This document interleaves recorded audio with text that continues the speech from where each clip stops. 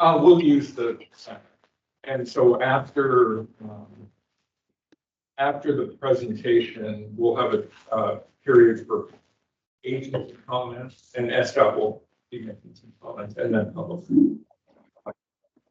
I want to welcome everyone. We started recording. I want to welcome everyone to the June 6, 2024 meeting of the Seattle Design Commission. Our meetings are recorded on MS Teams and posted later on our website. If you're in the room and if you've logged into the meeting, if you can make sure that you mute on your computer, that's great to avoid echoes.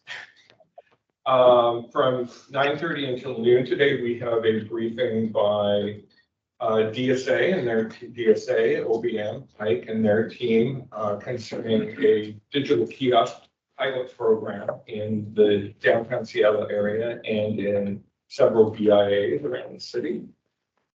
Why don't we, and this is just a briefing today, there will be additional meeting before the commission prior to any final recommendations on the program. Why don't we start with introductions of commissioners, and then Mark, maybe what I'll do is press you into service for introductions. And commissioners, if you could introduce yourself, describe or state your role on the commission, and if you have any disclosures that you need to make. Why don't we start? We do have 3 commissioners who are attending remotely today.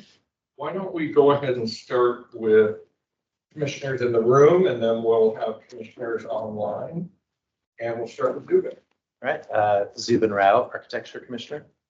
Molly Svitalik, Urban Design Commissioner. Morning, I'm Emrine, Urban Planning. Kevin O'Neill, I'm the Transportation Planning Commissioner and Vice Chair. My only disclosure is I did work on an earlier version of this when I worked for the city, but different proponent, different proposal, but I just wanted to disclose that. Phoebe Gilbert, Landscape Architect Commissioner. And Jill? Jill Crary, at large Commissioner and Chair. Brian? Good morning, Brian Markham, Engineering Commissioner. And Jay? Morning, Jay Backman. I use they, them, theirs pronouns, and I'm the Get Engaged Commissioner. Thanks, commissioners. You want to get things off? Sure. Mark Brands, leading the charge here today for the Ike Smart City team. And Jessica Burton, Development Director with Ike Smart City. Clay Collette, also with Ike Smart City. Morning, everybody. John Scholes with the Downtown Seattle Association. We have a number of visitors today. Andrew, do you want to? Sure. Hi, everyone. I'm Andrew Meyerberg. I'm the Chief Innovation Officer for the State of Seattle, and I work for Mayor Harrell as part of his executive team. Introduced here today, this is Interim Chief Amy Smith from our Community Assisted Response and Engagement Division, the Care Department. This is Deputy Chief Reba Gonzalez from the Seattle Fire Department. And this is Assistant Chief Dan Nelson from the Seattle Police Department. Thank you. And members of the audience, Good morning, Beverly Barnett, Seattle Department of Transportation. Amy Gray, Seattle Department of Transportation. Elise Milton, also SDOT. Ed Lucille, also SDOT. Morning, Heffron Transportation, Traffic Engineer representing the IP. Hi, everyone, Rachel Hazer, Land Use Council for the applicant. Ryan Durkin, also Land Use Council. Maria Holcias, the Water and City Projects. Ellen Solid Students. I'm Dan Meter, Site Workshop, working with the Chaco Don, SDOT. Doug Geiser, DSA Mid, and the Bond Developer Department. John Yang, consultant at Ike Smart City. And just to get things or get our morning organized, I think the flow of the morning was going to start with a presentation by Mark. Actually, I think Andrew and his group will be providing some opening comments as well. I think we're structured for about a 45-minute presentation. And then what we'll do is pivot to agency comment and any public comment. We typically allow up to 2 minutes per person for public comment. If there's an individual or group that wants to talk about similar issues, or if you've got a point on spokesperson to speak on your behalf, we'll also want agency comments as well. After that time, I think that gets us to about 10:30. After that time, we'll have an opportunity for commissioner comments or questions, excuse me. And then we'll have an opportunity for any commission comments or requests for additional information at any subsequent meeting. Adam is going to be leading the discussion today. Jill or Kevin, is there anything that we need to touch on before we start? Great. Mark. Well, great. Thanks for having us. Good to be back. So on the screen is the agenda. I'm going to start off with, we'll have the guest speakers in front. But I just want to, so the structure today is to share where we've been with SDOT, Seamless Seattle. We've met with the Office of Waterfront. Public outreach is ongoing. We've got a business plan to share with you. There are questions about that, term permit conditions and how the operations and maintenance of the actual kiosk. We're going to share with you our location analysis and criteria. This is really important. This is the part that we're working on now with the aesthetic study and ongoing comments on the transportation technical memo, and we'll end on public benefits, take a deeper dive there. I really want to set us up for the next meeting to be successful at that and make sure that we're covering ground. Before I hand it over to Andrew, I just want to just share the schedule. This is really important. If you look at the end and then the pink there, the World Cup, this is our target. So backing up from there, we have been through process with you all, commission, ongoing outreach. We did meet with the subcommittee, which was very helpful earlier, set ourselves up for this meeting. We will have another meeting sometime this summer, and that's why I've listed two. Then there's a whole bunch of work to do with legislation, the term permit ordinance, and then actually getting to work with the permitting and getting the kiosks in the ground. So again, eye on the ball is on that World Cup second quarter of 2026, and then backing up from there. Andrew, I'm going to hand it over to you and your team. Great. As my role as the Chief Innovation Officer, my job is to drive for Mayor Harrell our policy work, our work around innovation, and initiatives across multiple different departments and subject matters. The kiosk project is one that I've been involved in and been working on behalf of Mayor Harrell. First, I want to thank the commission. I know there's many meetings and this is a lot of your time being spent on this topic, so we very much appreciate it. And I appreciate Mark being able to go quickly in the agenda because we have folks that have to go to other meetings. So thank you to everyone. First and foremost, I want to articulate on behalf of Mayor Harrell that we strongly support this proposal. We believe that there are significant public benefits. Mark will discuss the vast majority of this at the back end of the presentation, but again, we concur with all of those benefits.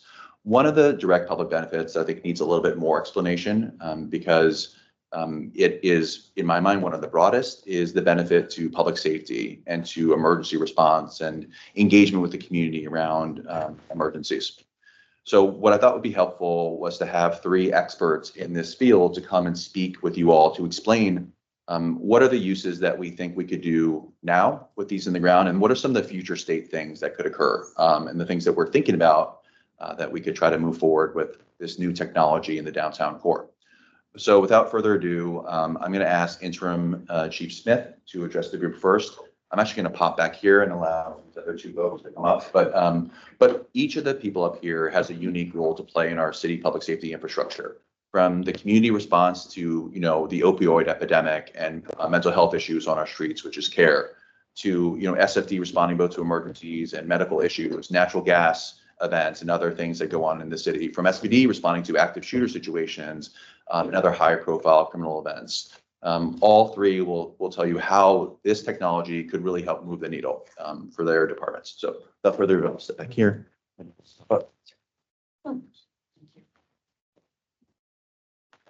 Good morning, everyone. So I am Amy Smith, Acting Chief of Seattle Care Department, which is the third public safety department. I have oversight of Seattle 911 that gets about 900,000 calls for service every year. I've got new mental health professionals who go out as first responders to 911 calls. And then we're looking at different violence prevention and public safety interventions that sort of sit across city departments that will be relocated in CARE. We work closely together. These are two of my favorite people in the city. We consider ourselves one public safety team. And we know that most calls represent all three departments, the high acuity calls. If you go to some of the hotspots in the city, 12th and Jackson, 3rd and Pine, you see all three of our teams represented. And so we've learned to design together and to really have these conversations together as we weigh and measure different investments. And so my colleagues are going to share more of the specific implications to public safety. but I prefer to take a minute first at the top to talk about how we make decisions in this city. So I returned from Charleston late last night, where I got a chance to visit their consolidated 911 center and confer with elected officials and different first responders from 8 different states. And I happened to be standing in 911 with their chief there when a report came in that a big cargo ship was headed right toward the Ravenel Bridge, which if you've been to Charleston, you know this is a really significant bridge in the city. And it had, apparently they had lost control of the machine and it was headed basically at top speed toward this bridge.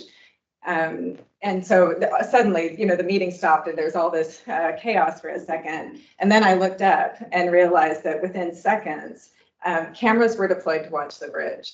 We could look at the Sullivan Island beaches, all these different potential spots where people were, where they were vulnerable.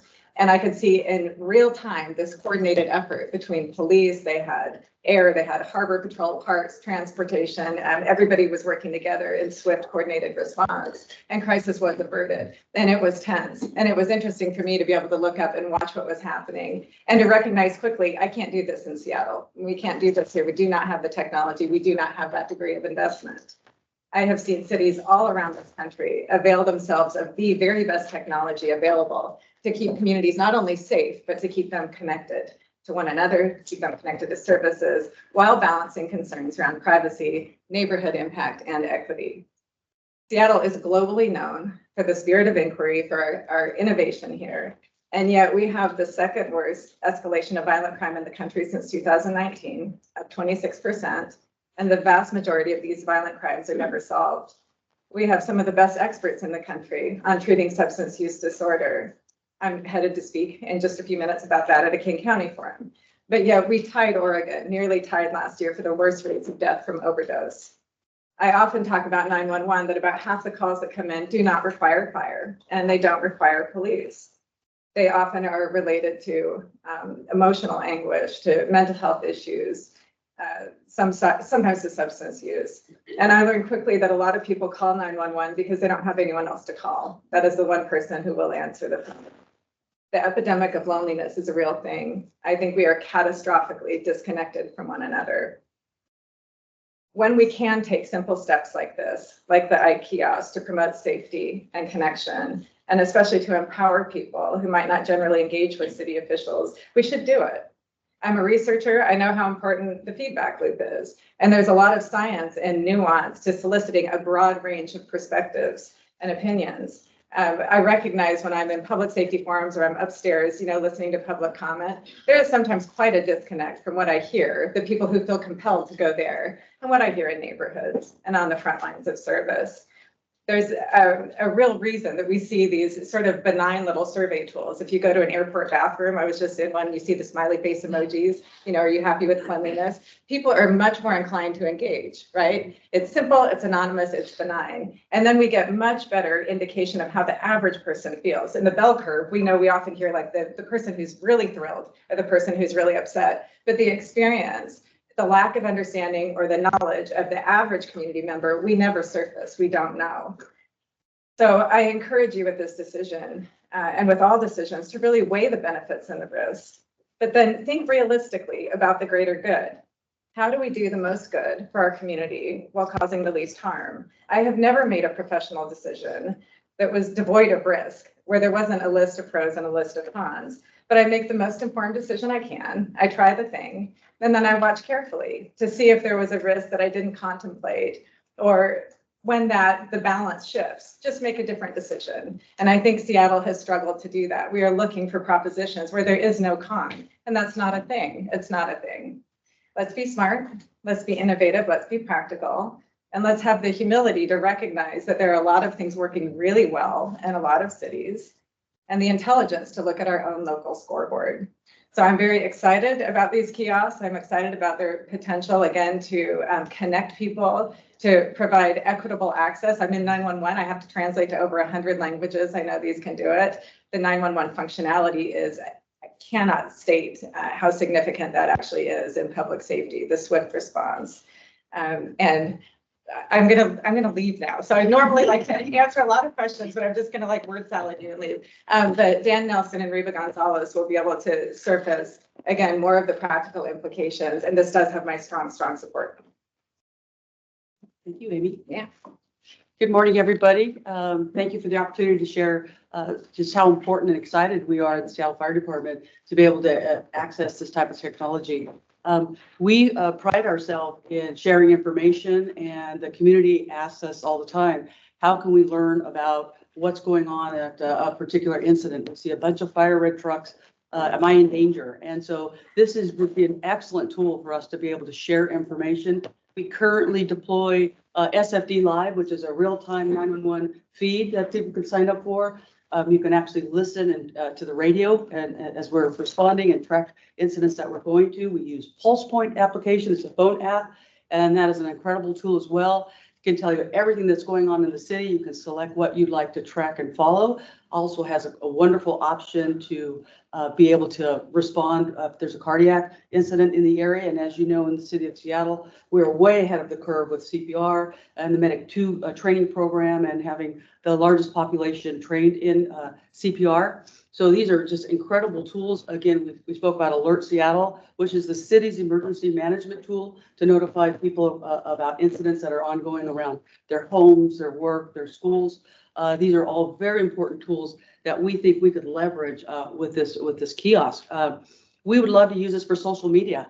The social media platforms of public safety, fire, police, and other agencies, emergency management is an example, having a Facebook or Twitter QR code, and you can see what's going on real time. You can track us with that, following us for events. We would love to use this technology to promote events for fire safety, information about smoke detectors and how to get free smoke detectors, things about CPR training and when to call 911. So there's an endless amount of campaigns and promotions that we could utilize this for. The CERT team is another example, which is basically a program to train local citizens to be prepared to respond to natural disasters. As you know, we don't have enough responders in the city or in the region to support a true natural disaster. So we'll be depending heavily on citizens to take care of themselves for anywhere from hours to days. And so these are all great programs that we can promote.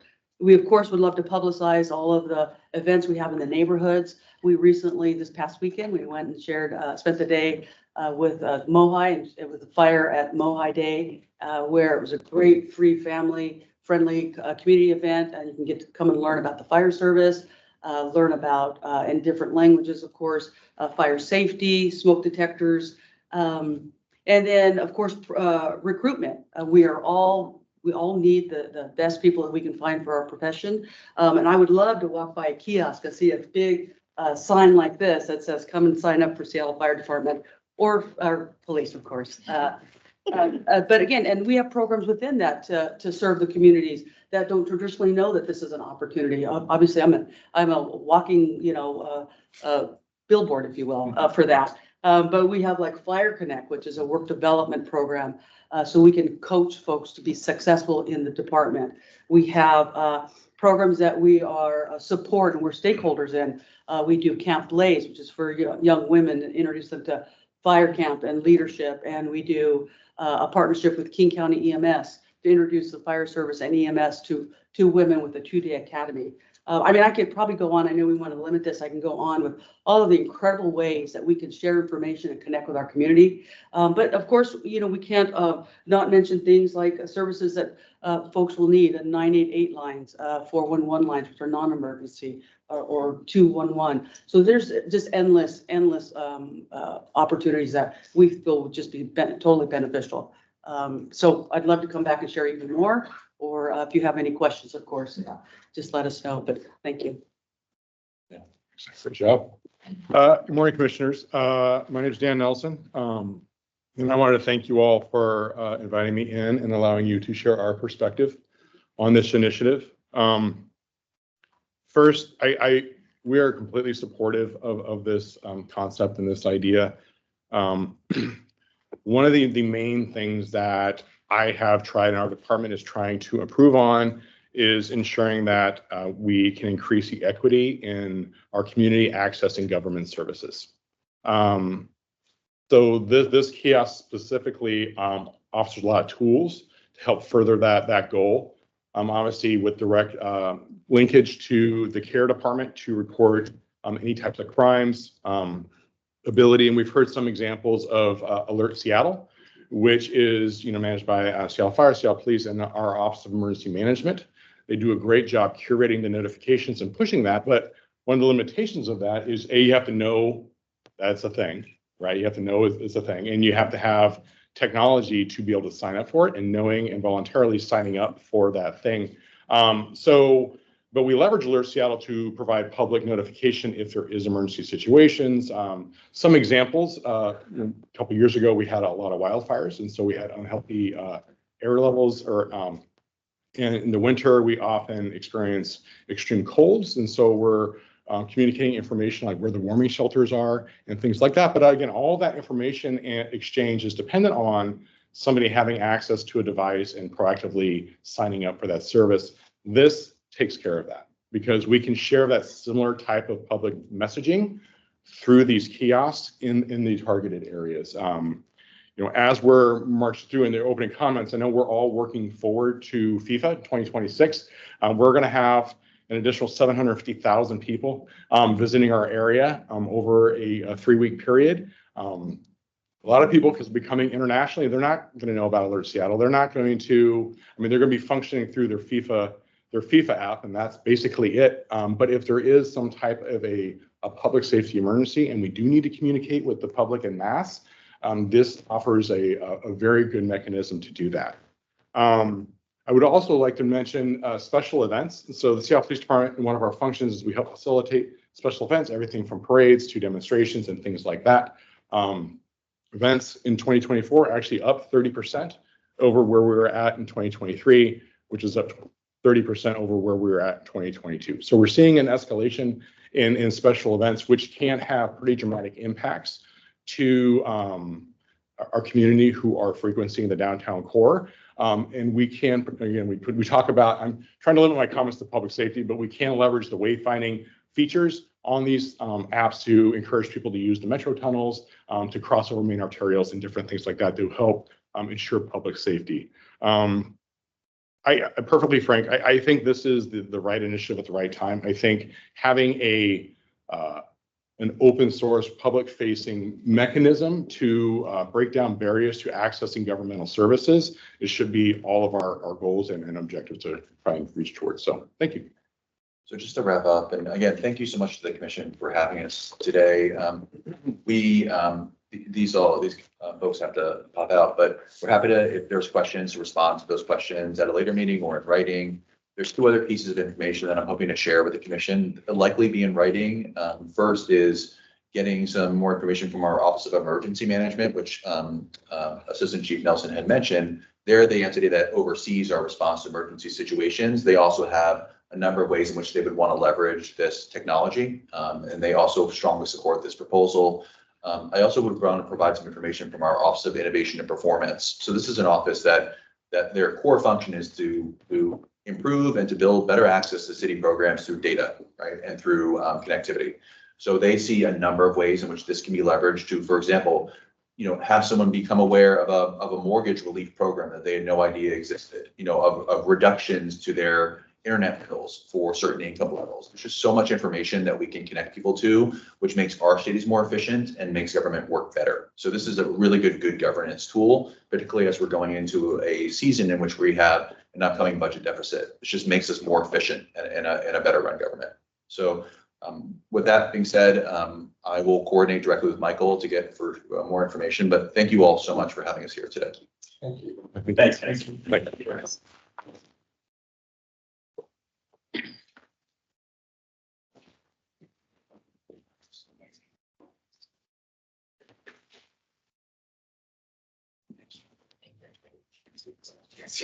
Here's a public safety forward. Okay, back to our normal show. Okay, we're gonna kick back into gear with our meetings that we've held to date with SDOT Seamless Seattle office, the waterfront. So we've gone through a series of meetings with Seamless Seattle, been very productive. We've got Gabriel and Joshua here. They can provide their own comments, but I'll cover a high level summary of that. Opposite the waterfront, Rory's here representing the waterfront. We did have a good productive meeting there. We'll show you where the no-fly zone is. And then we are currently working feverishly on the aesthetic study. You'll see just a couple of examples of how the methodology that we're using there. So I'm going to kick off with Seamless Seattle and night coordination. Very productive, as I mentioned. What you're seeing on the right is a screen of the mid in pink. And a couple of the phase 3 and 4 deployment of the Seamless Seattle wayfinding signs. It is very much in motion and is about ready to start implementation of the signs. Looks like a lot, and it is, and it's fantastic. And I'm going to show you how seamless or the kiosk is fitting into this. So a couple of the outcomes that are really important here to share are that we had one meeting on location, share with how we can co-locate, and then content, quite importantly, content, which really does help to make the kiosk feel like it's part of the family of the wayfinding program, like it's filling a gap. And we're going to show you how we're doing that. So the signs in relative scale, you saw the Seamless Seattle last time. Now I've grouped them. You can see there's a relative size comparison with both the area sign and the overview sign. Hike is a bit wider, obviously, but very similar in height and width to the overview sign, area sign. And these are the primary signs that are being deployed by Seamless Seattle. Where there is a post, they're able to put it on, strap like the nudge sign onto the post. So the methodology, which we covered briefly last time, really uses the system of progressive disclosure. So they're very focused in on corridors, which is the plan on the right. The red lines are the primary corridors, and you go to the secondary and tertiary corridors. The importance of the progressive disclosure is that the journey starts, and I'm going to hopefully get this right, Gabriel and Joshua, but starting at nodes like transit, very important, and then getting to, and then navigating to an important attraction or destination. So using the progressive disclosure to limit the amount of information and then add to it as the journey continues toward your destination. So what you're seeing in the lower left is an example, just a diagrammatic plan of how that can work. General rules of orientation, sightlines, purpose, assigned content, and visual clutter reduction. The clutter reduction is an important one. It's maybe not as much as you would think. It involves removing signs where you can, and this is on a case-by-case basis. Where there are poorly located or what we call design essential items, so things like street poles and bollards, there's fewer opportunities there. Those are major lifts, so you're going to see fewer of those. And then temporary items, street furnishings and such that can be moved and relocated based on other criteria that may be associated with an adjacent project or entitlement or permit. So the graphic on the bottom is what I'm going to focus in on, and this is a very high level that we've developed and working in with Joshua and Gabriel and team on how to co-locate. So in green are the Seamless Seattle signs. What we've talked about is where there is a sign planned, that we can put a kiosk on the opposite side of the street or opposing corner. You'll see that in some of the visualizations that we share later on. We want to limit ourselves, just as all furnishings, to the amenity zone. So you'll see that, so we keep the sidewalks clear. That's pretty obvious. It's really based on street classification and what's required, and then any other offsets that are additional to that. The difference is we need power, and that's a challenge. We have a big footing as well. We've talked about this in the past. Seamless Seattle also has fairly large footings too they've got to deal with, but the power one is an additional thing that we have to deal with. The content is really important here, and the last meeting, which I missed, but I think there was really great progress here about picking up on color, iconography, the naming conventions, the languages. These are all things that are part of Seamless Seattle that we can pick up with Ike. So the poster and app tile, the image on the left, is the ability to put that in the tile. When somebody interacts with it, it takes you right to Seamless Seattle. They can take a QR code and dig right in, just as they can with the signs produced by Seamless Seattle. On the right are the customized apps. So this is where I think it's really exciting. We can pick up on the color schemes, the naming conventions, the iconography that I mentioned before, the languages and everything. So it really does feel like it fits right in and is filling a gap with Seamless Seattle. paired with, again, the location criteria. So we're really hopefully filling a void here as that program progresses. Had one meeting with Office of Waterfront, and really, they were really great about sharing their package. It's a different set of family of signs than Seemingly Seattle, focused in much on the waterfront history and interpretation. Very exciting to see that. I'm not going to share that with you. What I'm here to say is that we're not going there. We're stepping back. We're not going down to the shoreline. It is filled with complexities and the speed we're traveling. It's just not really possible, nor do we really have time to coordinate right now. So that we're just basically not going there, and you'll see this further on in some other graphics. So public outreach, we've got Natalie, are you there online? Yep, I'm here. Okay, so I'm going to let you take over, and you just tell me when to advance the slides. Natalie's going to share the status of our community public engagement. Great, thanks, Mark. Good morning, commissioners. Great to be here.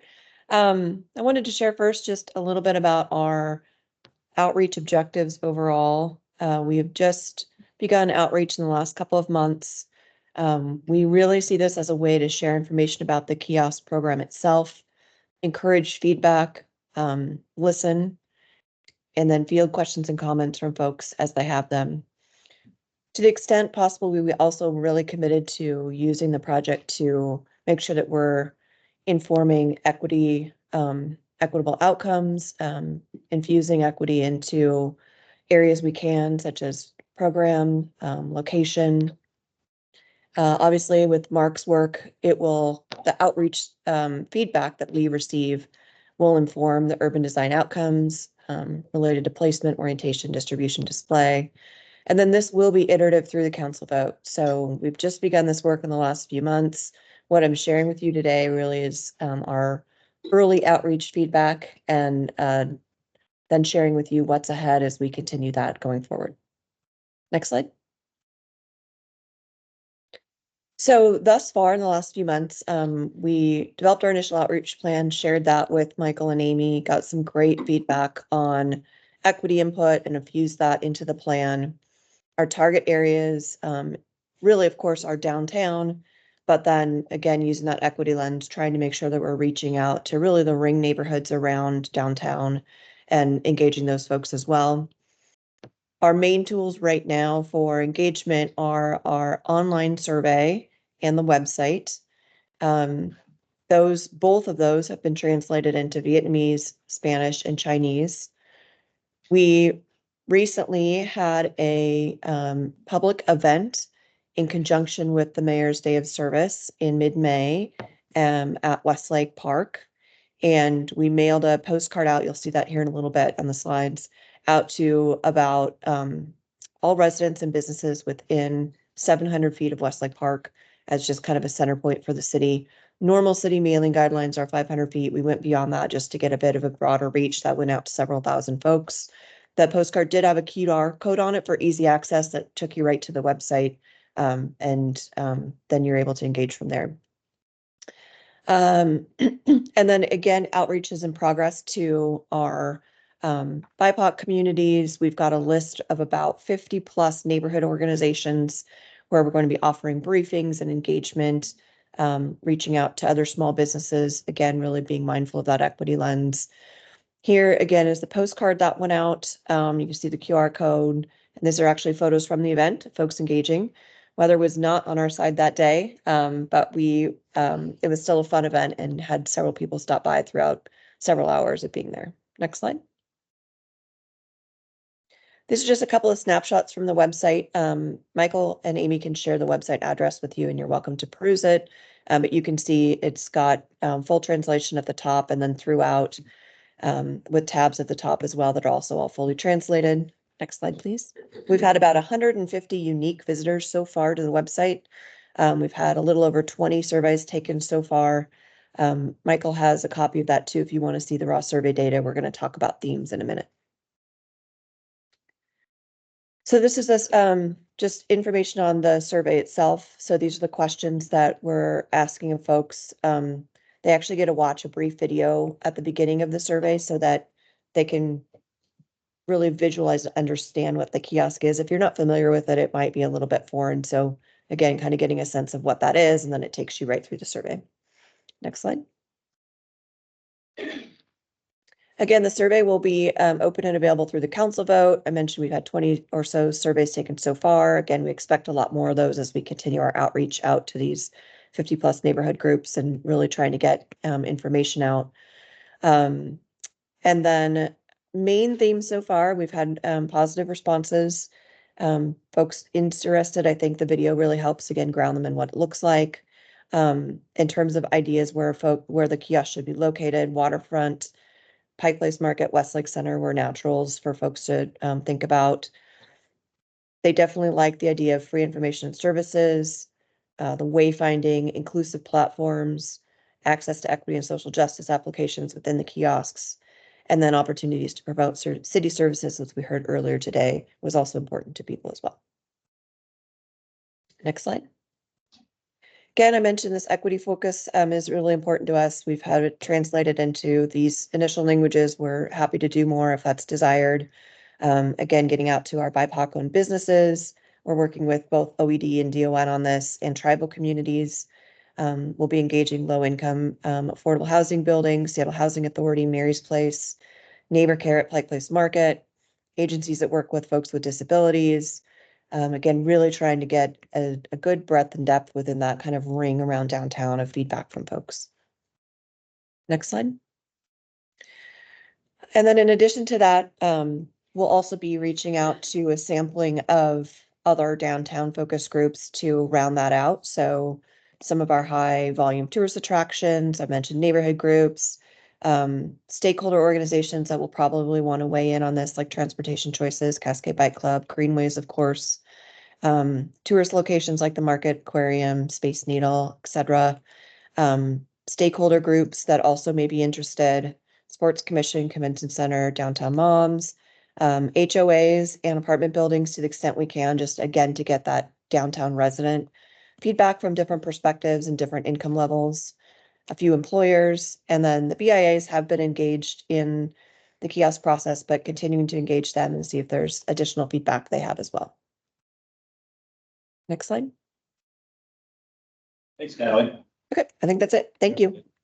I'll just add that I also had a meeting yesterday, and Natalie's teaming these up with non-BIA organizations. So I met with First Hill Improvement Association yesterday, which was fantastic. So I got to preview the kiosk with them and share the survey, and they're going to actually talk about it and develop their own comments and provide feedback. So we intend to do that more to other community organizations as we continue them up, and actually citywide too. I've actually had a chance to talk to Gordon Padelford at Neighborhood Greenway, so we'll continue to make progress and share that with you at our next meeting. So next up is the business plan. I'm going to have Jessica address this and move through it, and also talk about term permit conditions and then the maintenance and operations. Great. So in speaking with the business plan, this was some of the feedback that we received from the previous commission meeting that we had in April. And John, feel free to chime in as you would like. So to talk a bit about the nuance in the agreements that we have with the DSA and the MOU with the city between DSA. The revenue share begins from day one when we start the installation of the kiosk. So once they are up and running, this will be shared with DSA. So the program is anticipated to generate, as you'll see here, about 1.1 million annually for the Downtown Association. And again, the city also receives revenues beyond that agreed upon threshold from that 1.1 million. Revenues generated from the program, which was information that the commission asked for from the previous meeting, will be shared back with DSA to invest in community programming, to invest in city improvements, and along with providing input and reporting on what those programs and improvements are to the city to ensure that those funds are being used appropriately. And due to the significant investment upfront fee, this is related to the term. So of the term of the agreement, both for DSA between the city. So we invest heavily into implementing the kiosk program, as Mark mentioned earlier. We're getting power, construction, all of the things that are needed, even with this outreach process, to develop a cohesive program. And so that to generate the revenues that we are anticipating, and also to make sure that we can fulfill those obligations. This is why we'll need the extended term on the agreement, which is, we'll see in a moment, speaking to the term permit application process. And with the MOU between DSA, I'll let John speak to that, but I'll just touch on, which will lead to the next piece, about items that will be required from us to ensure that we are in compliance with that MOU and with that agreement, and also regularly maintaining the program. So I'll let John touch on a few other things between the MOU and the city agreement. Yeah, I think the major takeaway for the slide for the city's interest and our interest is this is a heck of a deal. There's no upfront cost for the city or our organization or other BIAs with around Seattle for the capital costs, the installation, the ongoing maintenance, or the upgrading of software and hardware. That's fully borne by Ike through the sale of limited advertising. So that's a great deal. On top of that, as Jessica noted, we and other participating BIAs would share a portion of the revenue that's generated from the limited advertising on these kiosks to put back into public benefits. So that arrangement in this business plan is articulated and detailed in an agreement that we have with Ike, between DSA and Ike, and then DSA and the city of Seattle have a MOU that further stipulates a set of terms that this initiative and program would be governed under over the 15 years. And then the term permit conditions we'll detail here.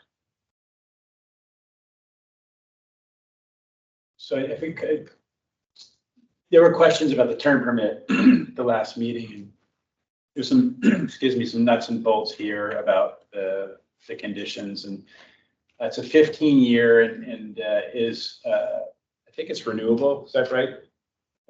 Yeah. So, but anything else you want to cover here on this slide, John? Nothing that I would cover, Mark. Okay. Operations. Yeah, so Oops, sorry. It's okay. Moving around on me. As John touched on, it was touched on in the previous commission meeting to have more information about how these will be maintained. This is a question that we get quite often, and to ensure that these are being maintained and that they are properly in a place where they can be utilized, we are in strict agreement to have these inoperable and a maintained condition, or we'll be in default of the agreement. So we're strict on this because not only do we want it to be something that lives in the right of way long term, but something that will be useful, something that adds to the element of the city and that adds to the constituents that would be using it. So we are, as John mentioned, we maintain them. Ike does at no cost to the city or to DSA. And we hire local and market contractors to ensure that they are cleaned 5 days a week, one of those days being a weekend. Some of those cleaning expectations and maintenance include making sure that the software is working properly, making sure the functionality of that and the responsiveness of the kiosks are appropriate. And also for the hardware functionality, removing any stickers or graffiti. In addition, should a kiosk sustain any hardware damage that is beyond what our in-market contractors can do, we'll deploy our teams to handle that. And typically what that looks like is if kiosk gets significantly damaged, there is a brick thrown at it, or the screen is shattered, or there's etching in the screens. We've heard about, acid etching, which has happened in other markets. So being prepared to respond to that, and we make sure that those responses are heard and responded to within 24 hours with the maintenance plan in place. In addition, between TSA and the BIAs, which are the eyes and ears of the ground here, will also be helpful in ensuring to report those to us should that need to be required for additional maintenance inquiries. And something that we're happy to share with you, this was actually a good case study analysis for us to put together for the commission, as we have been installed in 18 cities across the country in multiple municipalities and local jurisdictions. We have learned a lot in deploying a program, and many of these cities, like Seattle, has not implemented a program such as this before. So there are a lot of learnings that we had in from select markets that we think would be appropriate for this discussion. So starting with Oakland, this has to do with the power arrangement. So what we executed with them was a municipal power agreement to use their existing city infrastructure to connect the kiosk. Some of the feedback that we get is very disruptive when using a public utility. There's a lot of trenching that goes on. There's construction that needs to happen between the sidewalks and, road closures and things like that. So to mitigate a lot of those, we executed this agreement, which allowed for a much quicker and more seamless deployment. In the city of Berkeley in California, this has to do mostly with the software involvement. So from when we first installed to now, we've had a lot of things that have evolved over time, including with our software. So we developed in partnership with the National Federation of the Blind, a mobile handoff solution. So those who are low vision or blind users could have access to on their own mobile device, the kiosk information for more equitable distribution of information. And in San Diego, this has to do with kiosk siting and location criteria, which Mark will touch on later on in the presentation. But one of these lessons learned is actually what we're implementing for the project in Seattle, which I think is really exciting. So what we did, which is also codified in our agreement with the city of San Diego, is that we pulled the requirements from the city code. So for example, in Seattle, it would be streets illustrated, our transportation information, all into a checklist that would go through the engineering process with the planning team, within SDOT, to help make sure that all of our kiosk locations are in compliance, and that's all agreed upon throughout the different departments. Next slide. And these were additional learnings, just to touch here so y'all can have and read at your leisure. Some of the things that we've heard about noise mitigation, making sure that we only have the speaker for the 911. The kiosks don't emit any noise. The kiosk structure has significantly evolved. When we first installed in Denver, the kiosk was 11 feet tall and 3 feet wide. So we've significantly over time has reduced that to the height that it is now. And that's been a significant improvement. Eliminating loitering. So some of the feedback that we do get, does the kiosk have chargers? Does it have a USB cord or anything like that? It does not. And that feedback has come primarily from cities to help avoid any type of unnecessary congregating around the kiosks, and just upgrades in our technology with the screen touch. So to make sure that, it doesn't do anything unnecessarily. Great. Okay. Thank you, Jessica. Okay, location analysis and siting guidelines. I've spent some time and it dips into the aesthetic studies as well. It's all relevant to the review criteria in the code and to the 6 points at the top.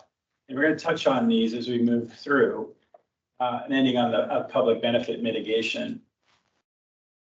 So kiosk siting guidelines, Jessica mentioned this. Of course, we are dealing with our manual, the Streets Illustrated as a guide, or as required, but also seen the Seattle wayfinding program, as I mentioned before, the transportation technical memo, which Marnie will cover in a moment here, and the aesthetic studies. So again, I'll review our methodology there and how we're approaching that and what we're going to submit to SDOT. So special districts, again, I'll cover this one more time. Waterfront, we're not going there. Pike Place, Barter, we're not going there. Pioneer Square, CID. I want to also state that in the legislation that we hope to actually put a clause in that gives us opportunity to do that. But that's not the intent in the first phases of the program. But we do want to allow ourselves to do that in the future should we decide to go there. Okay, Marnie. Hey, everyone. Marnie Heffron Transportation. So I've been involved in this project for almost a year.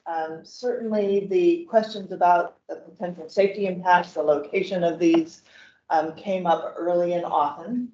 I have read more studies about electronic wayfinding last year than I think maybe I got them all. So a couple of things that we found through the course of that review, including the work that Kevin alluded to that the city of Seattle was attempting early on, is that inherently any sign would have a risk. And most of the studies that we have seen on these types of risks involve these massive freeway advertising signs, the tribal signs that you see down in the Fife area are examples of those. And many of the studies relate to eye glance. How quick, how long are you looking at that sign? How far do you travel?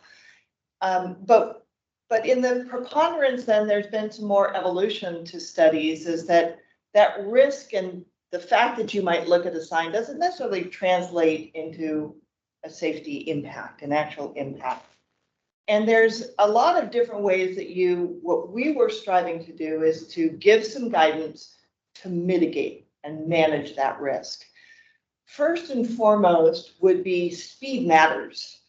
And in Seattle, Seattle is one of the few cities where these signs are being deployed, where almost all of our streets have either a 25 or a 20-mile-an-hour speed limit.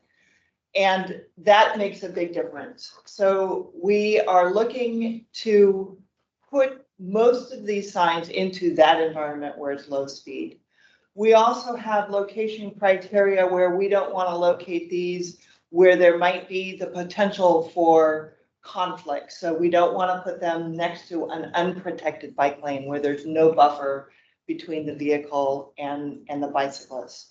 We don't want to locate them in areas of where a driver needs to do like lane changes or pay closer attention. So we've recommended that these not be located close to mid-block crosswalks or near on and off ramps where there might be a decision or a merging.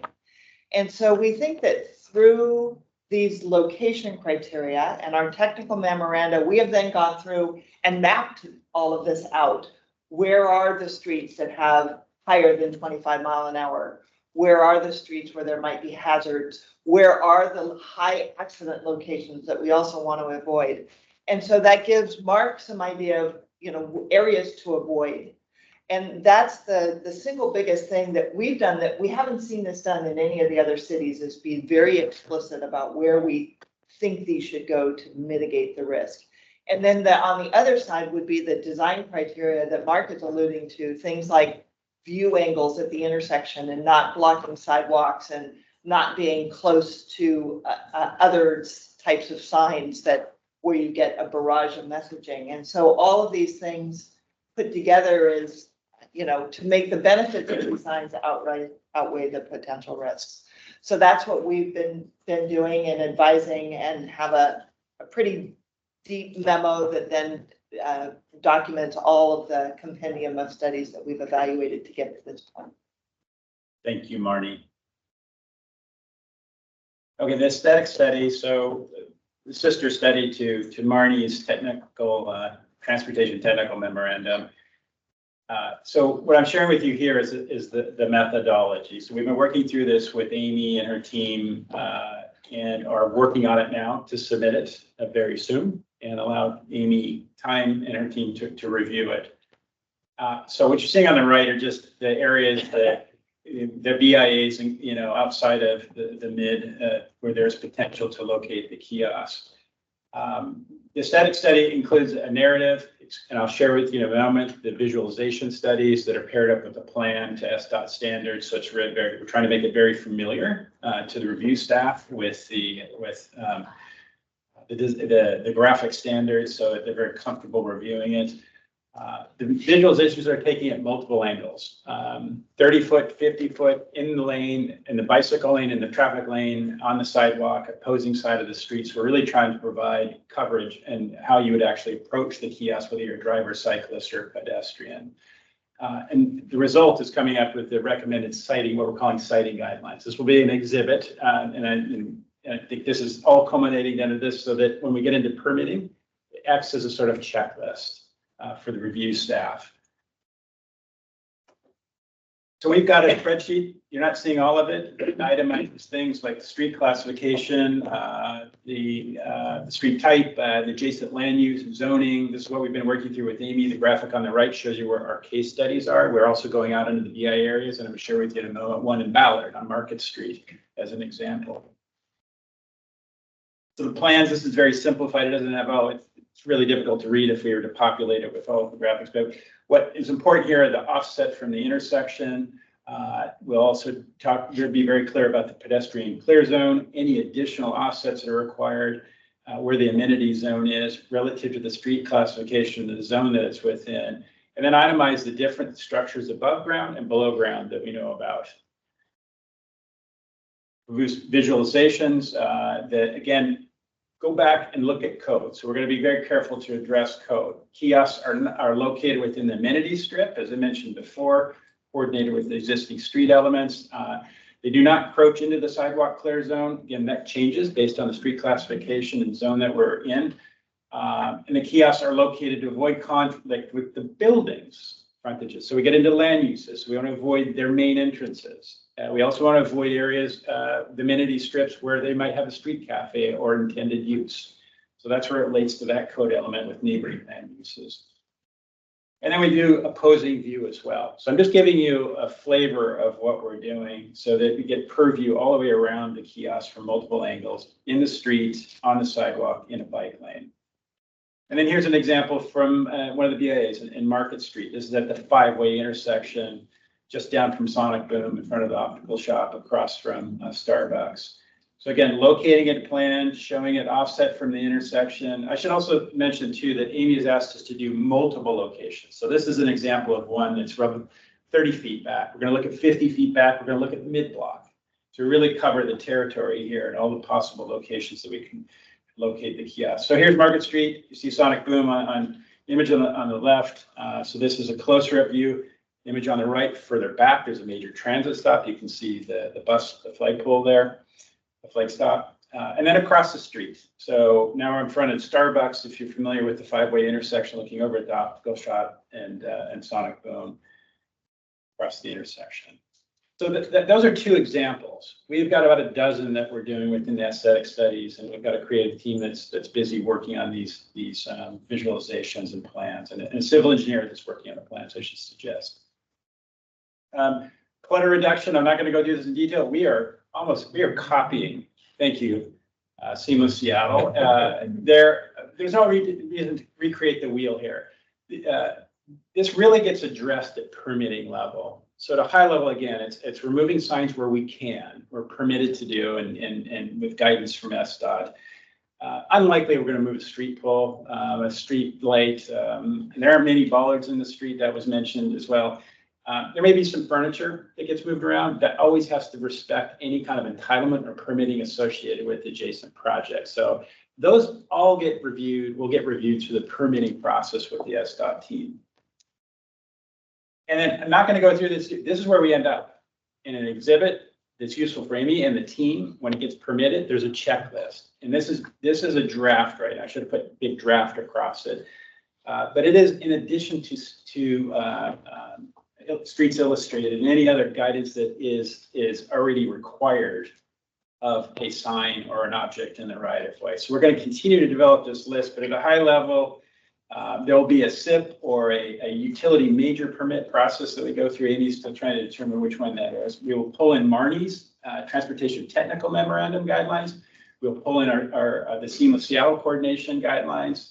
So how do we locate, what kind of content, the clutter reduction strategy.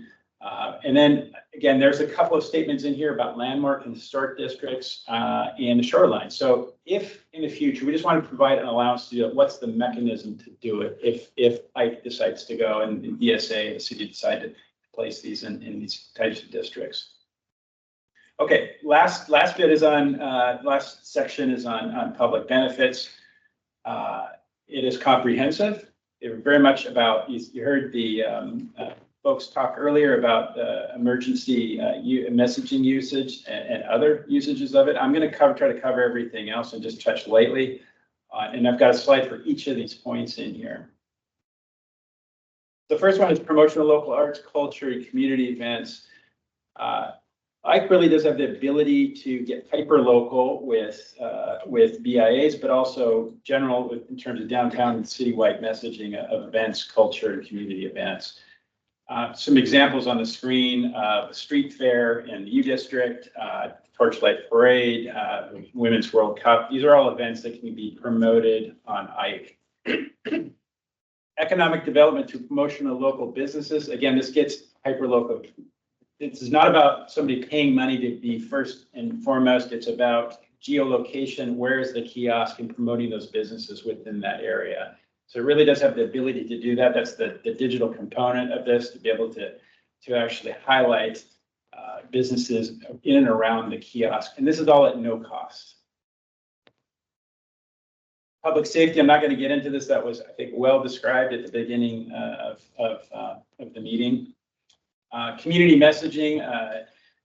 be able to control the community messaging related to local nonprofits, neighborhood councils, BIAs, et cetera. The DSA and IKE can also partner with appropriate city departments to coordinate community messaging efforts. And these are curated applications and mapping that can highlight and provide information on walks, local points of interest, parks, public landmarks, et cetera, very much like Seamless Seattle. And so where we're picking up on the iconography, the name places, that's really important. It really feels like it's one family of signage. Interactive wayfinding coordinated with Seamless Seattle. This one's, again, where we're picking up on the Seamless Seattle content. I shared with you that earlier, so that the app tile and then the actual wayfinding system itself. And again, the iconography, the color schemes, so it feels like one family. The kiosks, again, are located on block frontages to complement, not compete with Seamless Seattle. That's really important. And again, the content itself. Content is easily updated and kept current as the downtown landscape evolves. One of the questions that's come up, I've heard, is that how does it different than my phone? Why can't I just go to it? And that's an equity thing too. If you don't have a data plan and you need Wi-Fi, or if you don't even have, you've got your phone or don't have your phone, you're a destination tourist, you don't have a home, this is actually where it can come in and play a really strong role. You heard the emergency management, that there's just basic needs like Wi-Fi, which is here. So this is where it can actually complement or be a replacement for a smartphone or a device that not everybody has. It might run out of juice. There's many reasons why it could become something that is very useful to you. The revenue is really important here. As John and Jessica mentioned, there's immediate revenue available to DSA and the BIAs to expend as they based on their own programs. And DSA is different than the BIAs, and so they will go through their own analysis on how they use the money. So the revenues generated from the sale of the kiosks are to invest back into the community for ongoing downtown and BIA improvements and programming. So estimated 1.1 million annual revenue may be used to expand sidewalk cleaning. You see the images in the bottom, beautification, and to support events. Investments will be recommended through the annual proposed mid-budget and workplace and reviewed by an advisory board in the city. So there's ongoing management curation of how these funds get used. I mentioned the free Wi-Fi, and I'm going to end on the public art, which is really exciting opportunity. This is a low bar and something to involve artists and really gets into the equity equation as well. And I'm going to have Seth speak to this directly, and then Cretia from IKE also speak about the national program. Hello, everyone. Really glad to be speaking with you today. I was a Get Engaged member about a decade ago, so it's nice to be presenting on this side of the arrangement. I was told that y'all were briefed on sort of DSA MID's experience in public art coordination and sort of the range of scale and methods that we've employed. So we really thought about sort of all of those different ones and how we could most appropriately scale some of those methods to the opportunity that this presents to really create a new avenue of showcasing and platforming local art in the streetscape of downtown. I think this is a really, unique opportunity to provide, this extra platform for artists that we found kind of really struggled to consider themselves public artists. And we're going to show a case study of a sort of an analog version of this that we did. But there's a lot of folks who, their artwork only really works inside, whether that's because the medium is delicate or sort of ungainly, and I'm trying to figure out how to get it outside where it has to deal with weather or tampering. So this really, creates this way for folks to kind of reconceive themselves, to showcase their work and their creativity and their culture out for the public. As we're conceiving it, we would be working closely, continuously with IKE on sort of the programming of the kiosks and the refreshing of the artwork on it.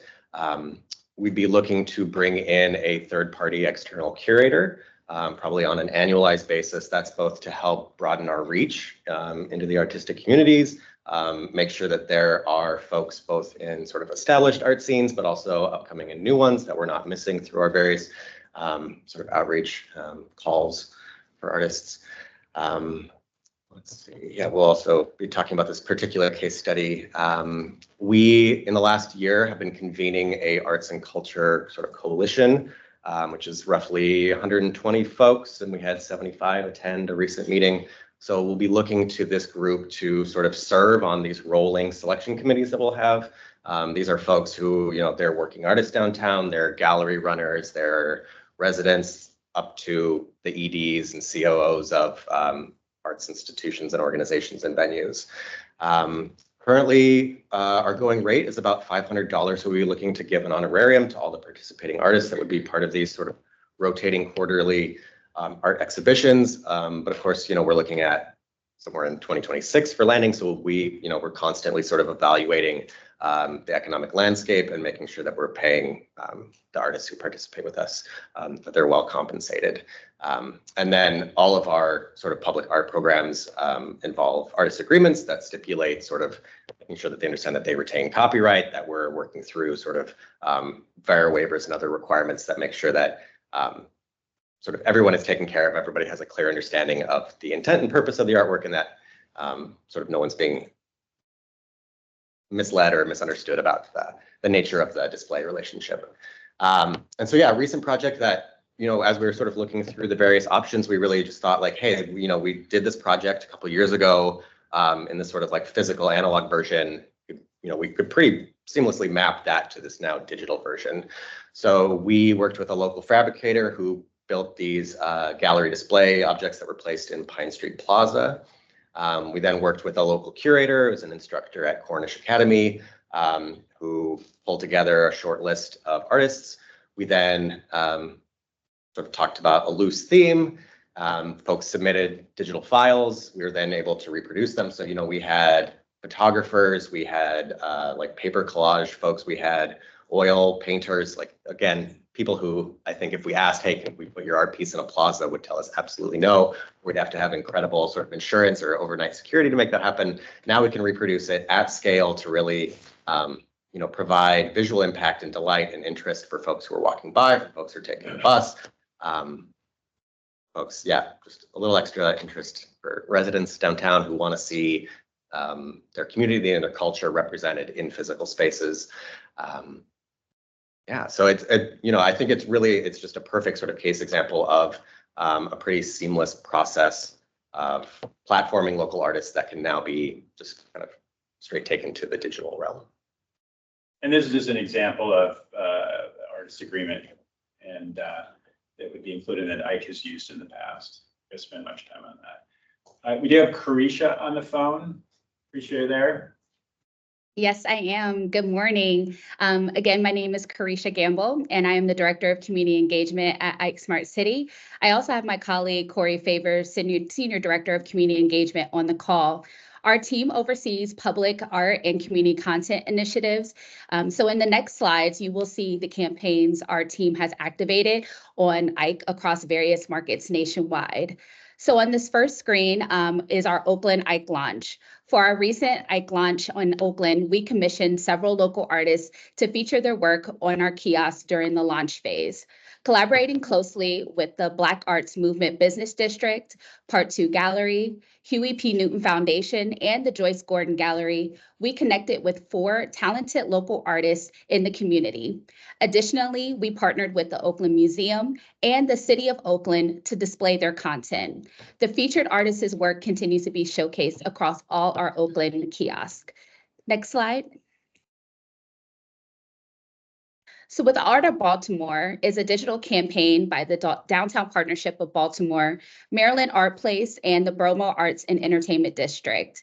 It showcases local artists' work in digital formats to enhance their visibility and promote positive messages. This program launched during the pandemic. The campaign aims to infuse art into DPOB's platforms.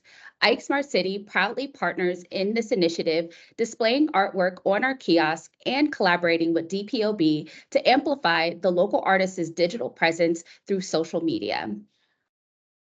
Next slide, please. So with the Columbus is My Neighborhood, it's a program by the Neighborhood Design Center that highlights the contributions of local residents dedicated to improving our neighborhoods. Our team collaborates annually to feature nominated leaders' headshots on Ike, recognizing their efforts, no matter how small, in making a positive impact in Columbus, Ohio. Since the partnership began in 2021, we have showcased 37 community leaders on our Ike. Next slide, please. So April is recognized as National Child Abuse Prevention Month. In collaboration with Center for Healthy Families, our team supported their mission to empower pregnant teen girls through comprehensive resources, helping them achieve self-sufficiency. The center aimed to leverage the Ikes to raise awareness about child protection and promote family well-being, as well as to highlight community programs available across the region. They reported that utilizing the Ikes significantly enhanced their community outreach, particularly in vulnerable areas that might otherwise be unaware of their services and resources.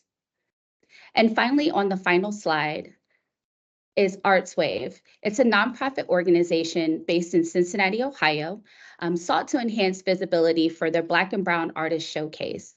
Their goal was to bring more attention to their programs and provide a platform for the artists' work to be seen throughout the community. To achieve this, we executed a digital exhibition takeover, displaying the artists' work on Ike. On a Friday night for 90 minutes, the artwork was showcased throughout any sales advertisements.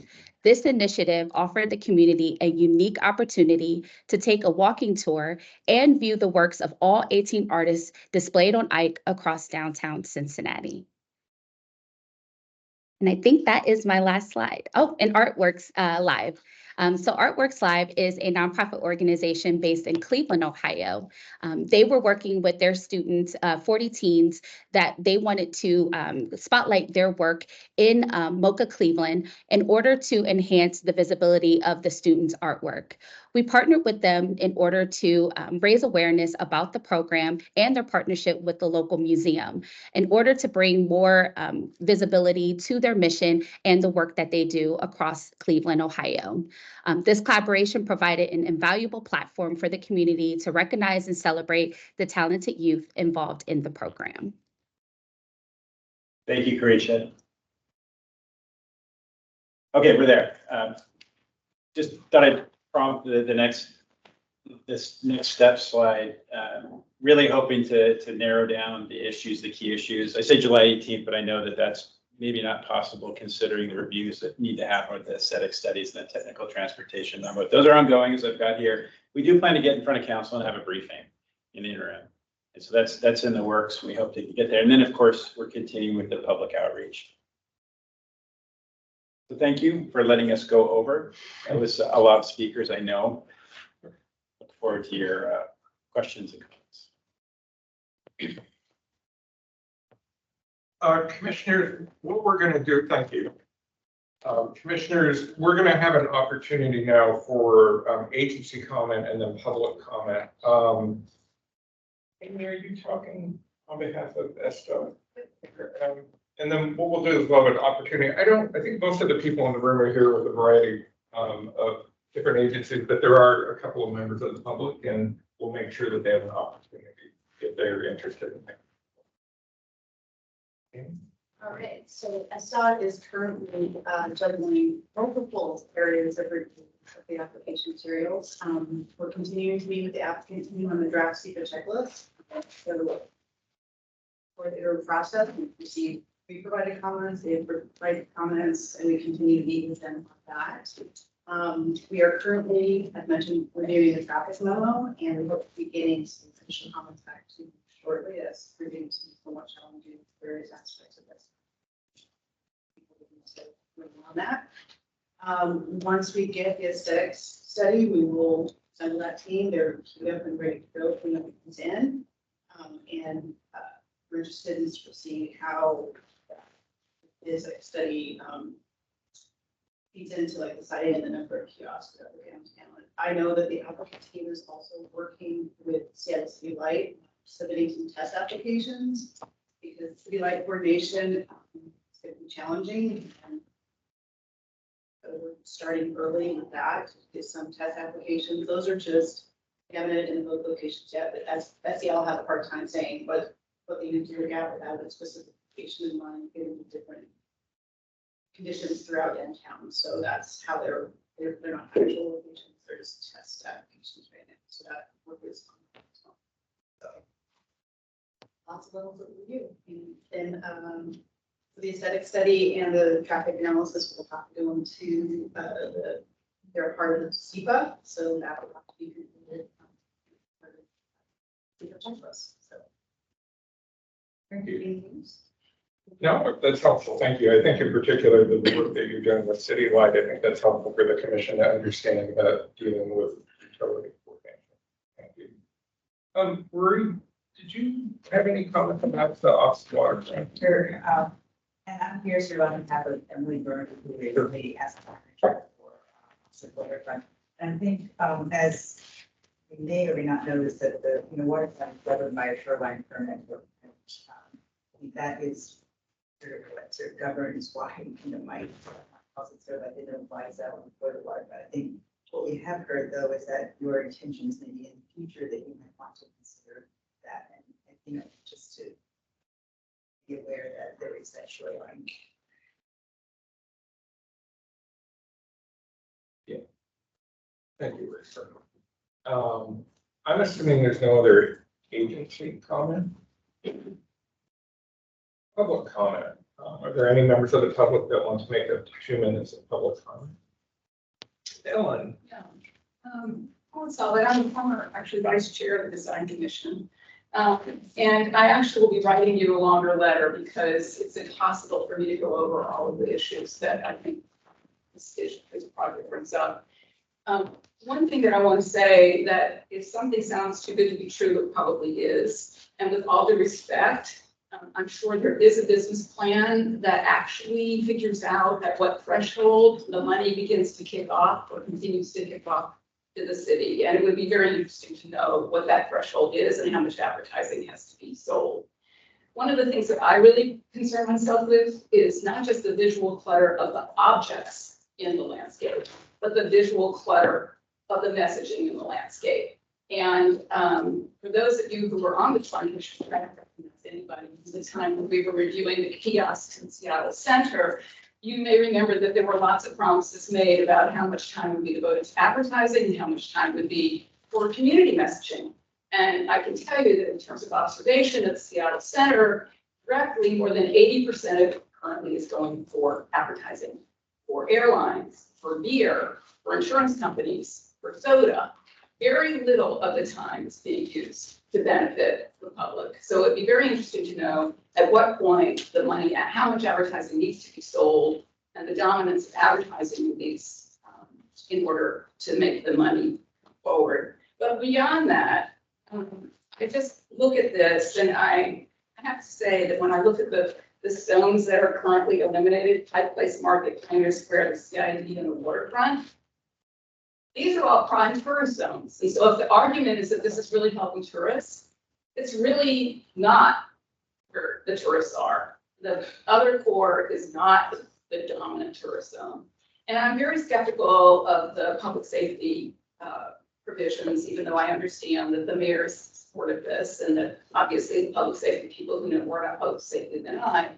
But I'm concerned about what kind of cameras are on these, what kind of digital information is being required by these, how is privacy being honored. And obviously, this is a program that has been done in other cities to financial benefit to Ike. So it'd be interesting to know how those really work and whether the maintenance plans as proposed are really implemented. And then the final thing that I like to say is that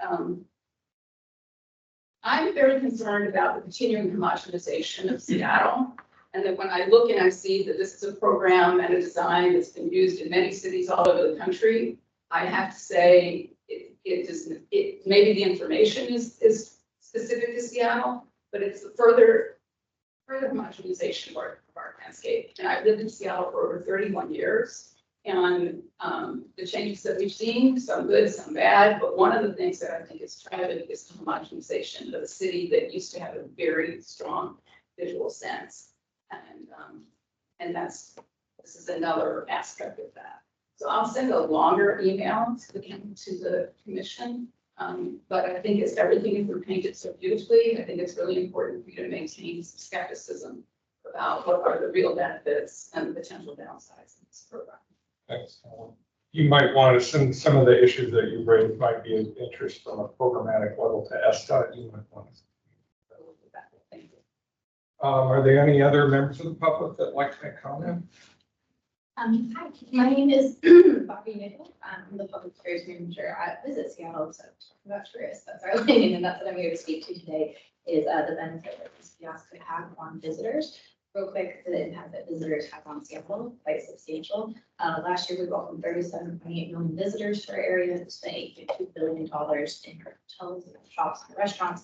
That work, those visitations supported about 65,000 local people whose work touches tourism, which covers tax offset of about $859 for every household in King County. So visitors really do support the local economy here in Seattle.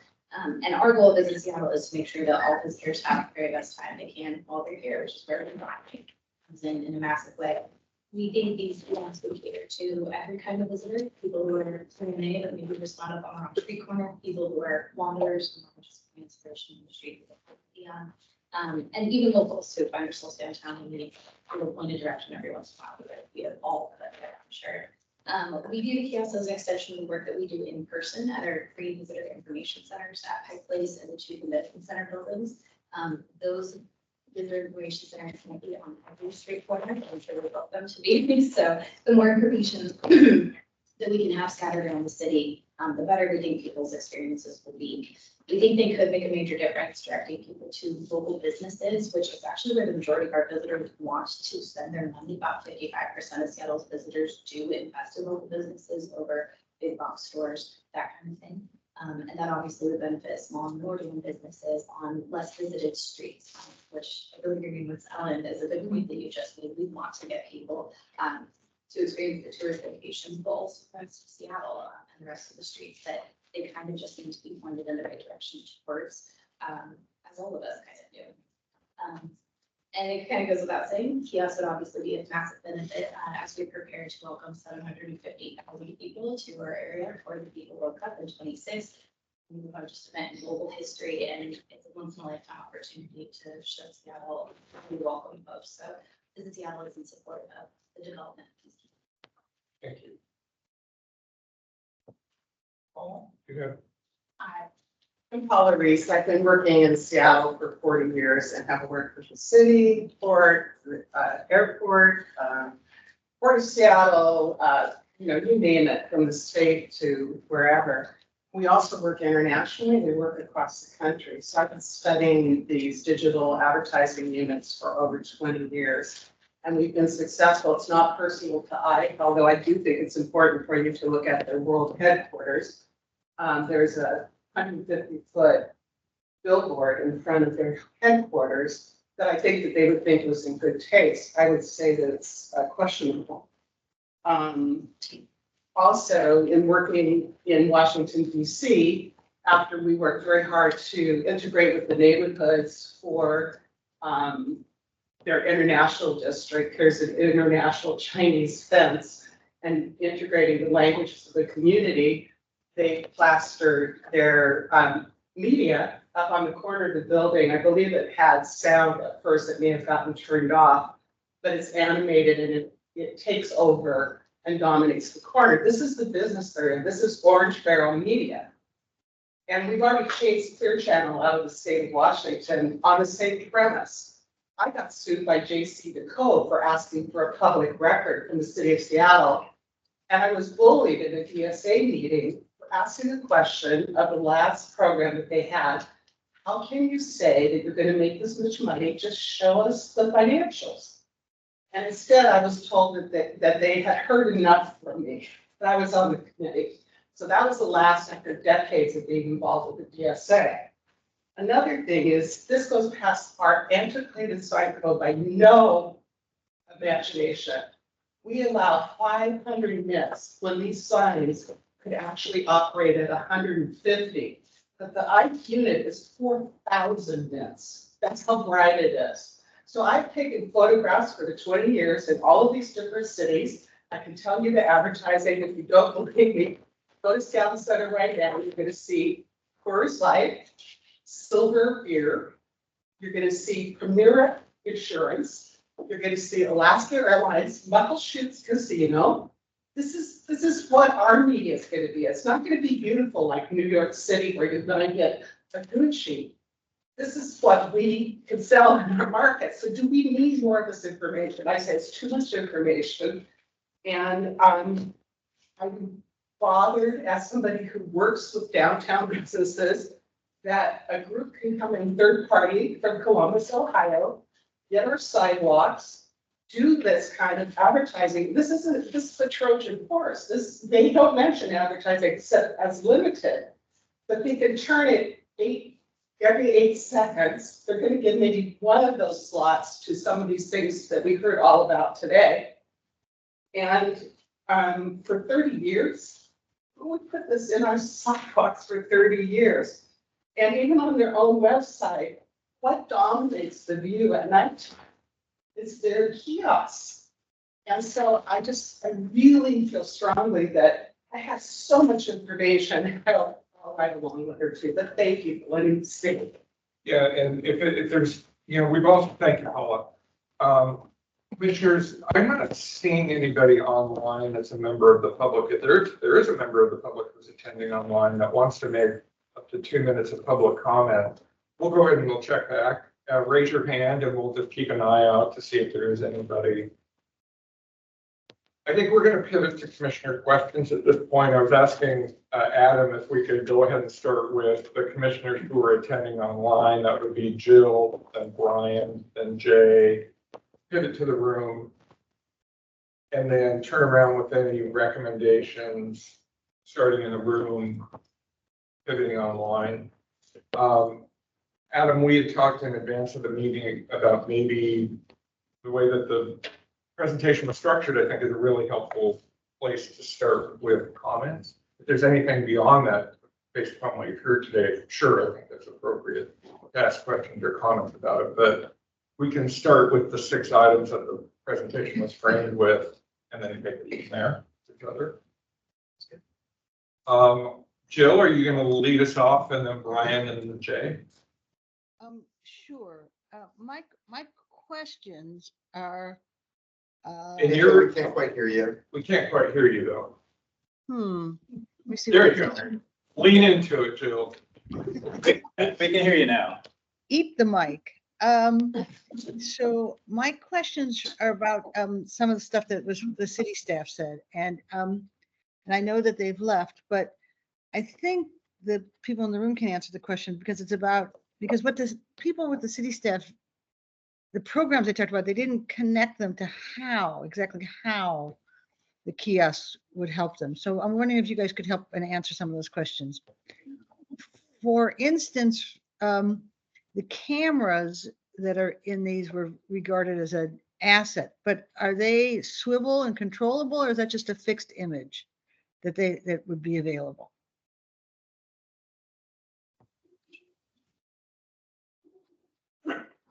I'm happy to answer that on the Ike side. Thank you for the question, Jill. So the only cameras being proposed in Seattle are photo booth cameras, and those only activate when a user activates them through the interactive photo booth feature.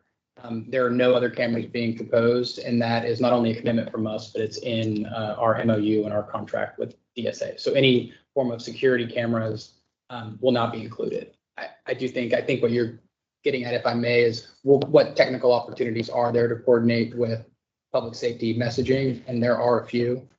We can develop interactive applications that tie into 311 and directly reporting on the kiosks. Other features like that. We also have, of course, the slideshow and the poster applications where we can design messaging and then a QR code that links back directly to city websites where those services can be accessed. Right. And that's what I was trying to remember back to, some of those details from when you showed us that. So when the fire department and others talked about the programs that they could make available. Those are potentially things that could show up in your slideshow, but can you remind me how many slides per minute or was it per rotation are available for that, for the non advertising? No problem. So it's the way that our system works is it's 8 slides, 10 seconds each.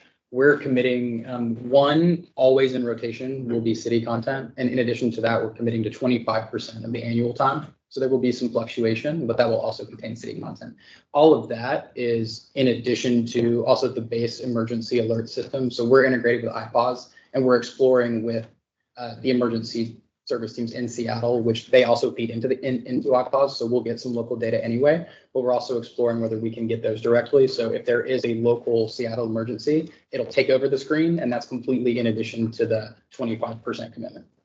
Okay, that's what I remembered, was that it was 1 or 2 of 8, and the art program has to share that same one, right?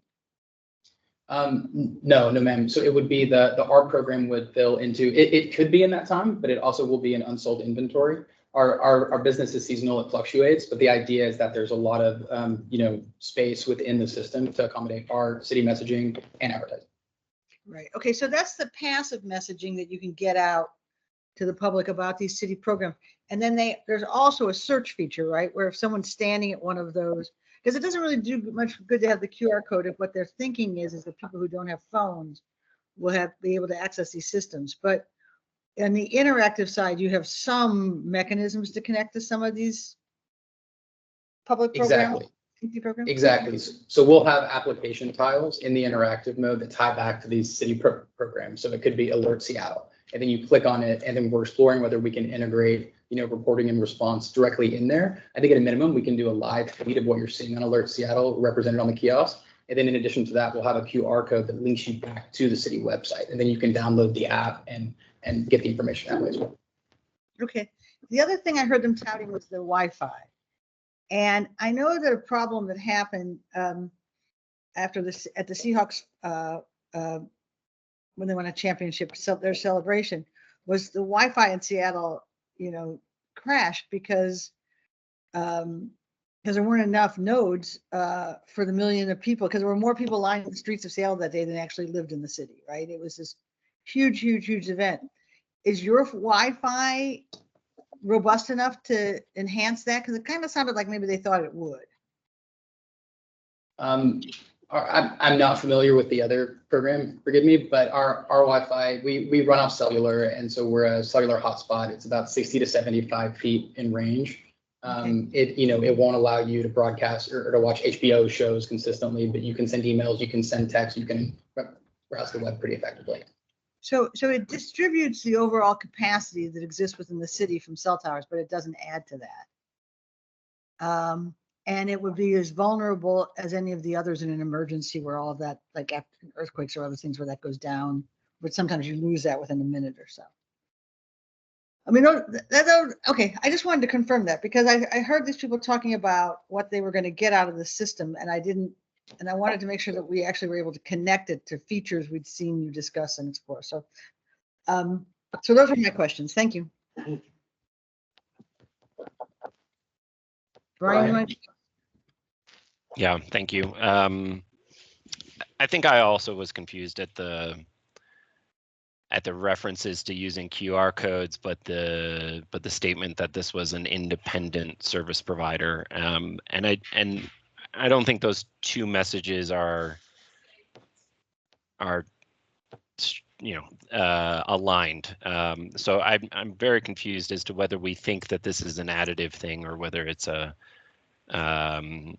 just a link point. I do have some technical questions. I saw in your proposed layouts an awful lot of things about distance to businesses and distances to other existing signs. I saw virtually nothing relating to trees or anything along those sidewalks. And I know those trees are struggling as it is to stay alive in an urban environment. So I would want some sort of offset to a tree and any other plantings.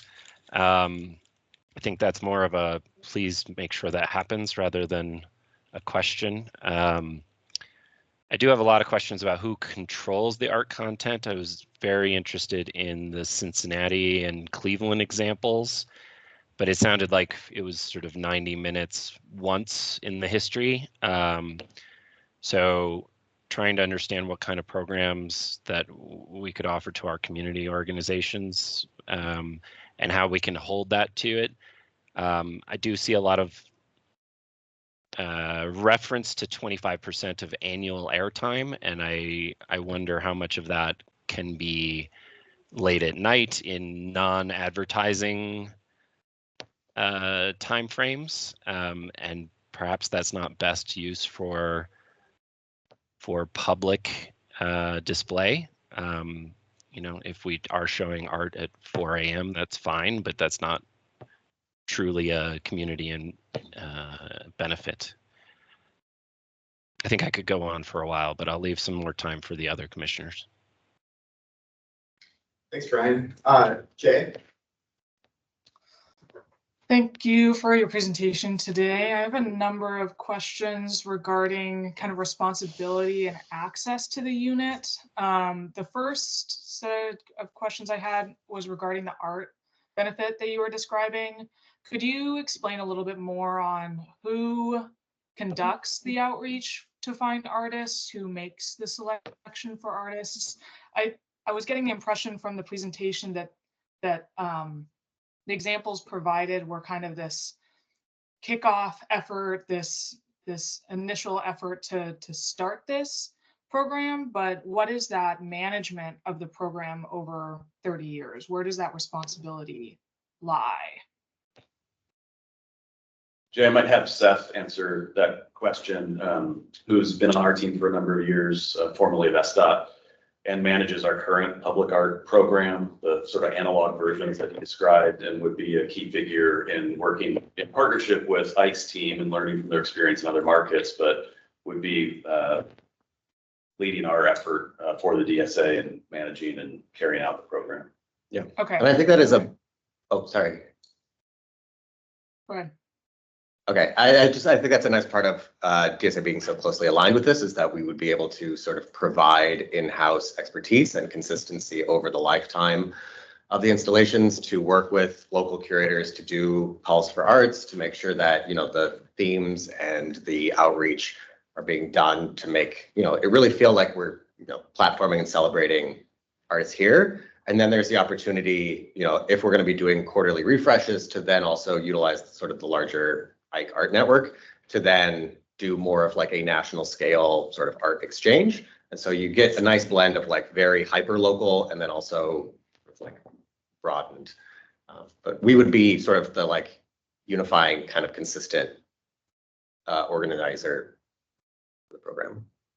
Okay, Jay, but I think you kind of. Jay, one of the things that we've also I've talked with Mark Dacus or the Seth about is, well, this is a DSA program. There are a lot of lessons to be learned from the boot camp program that Office of Arts and Culture runs, the work that the equity work that For Culture does in elevating emerging artists.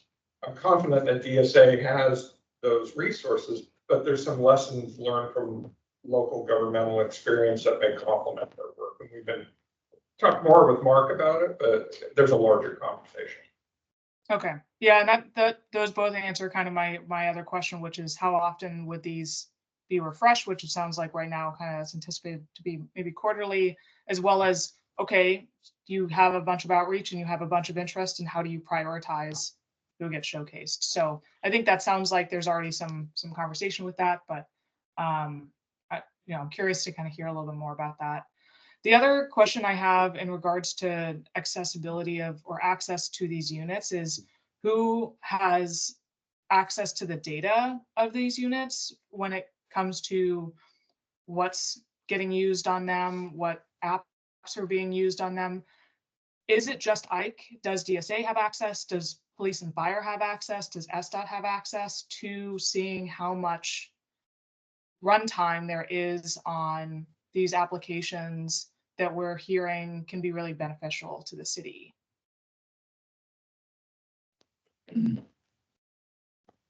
That's a really good question. So, and to be clear, I think you're saying this, but the only data that we are collecting is usage data. So that is only, that's not personally identifiable. That's only which applications are opened and for how long. I think you reference runtime commissioner, and that's the kind of thing that we could collect.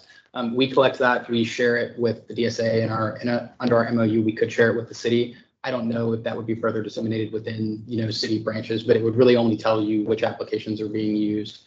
And for how long, and that would just help us, reprioritize applications, or maybe we take one off and put another one on, but nothing related to any users whatsoever. Yeah, and I understand that. I think it would just be valuable for, I know there's a lot of interest from the city for, emergency response, or for, reporting, say, issues in the streetscape to SDOT. I think it'd be really valuable for them to have direct access to that kind of data. Another question I have, I saw that there was a lot of thought put into, not cluttering the street, looking at sight lines and offsets from the street, and I certainly appreciate that. Has there been, and this is of my own concern, as well as I heard some concerns in the room as well, of, has there been some lighting analysis when it comes to the roadway, the sidewalk, any consideration over nighttime dimming? There are pretty strict regulations over how bright the roadway should and should not be, especially at night. And I just want to make sure that we're not going to be running into a case that we're blinding drivers if it's really bright, or causing any of that issue. We have not commissioned a specific study for this, but I think the flexibility of the program is really what kind of solves the concern. So the kiosks do automatically dim at night. They have ambient sensors. And then in addition to that, as a fail safe and just as an added measure, we can come in and manually dim down. Our typical nighttime brightness is 200, 300 nits, which is about a laptop screen's brightness. The maximum range that I think was referenced during public comment of 3,000 nits is only in, daytime conditions with direct sunlight on the unit. And so we do have complete control over the unit, and on an individual unit basis to go and dim that if we ever need to. Okay. I'd certainly encourage you to look at if there's a way to do some roadway lighting analysis here and ensure that we're not running into a scenario of, this seems like it's going to be right at driver height. And, I know that there was conversation about that offset from the curb, but if you're having drivers sit at a traffic light right next to this thing and it's blaring in their face, that those drivers are going to have their eyes adjust, and as soon as they go, then they might not be able to see as well. So I just want to make sure that we have awareness of that.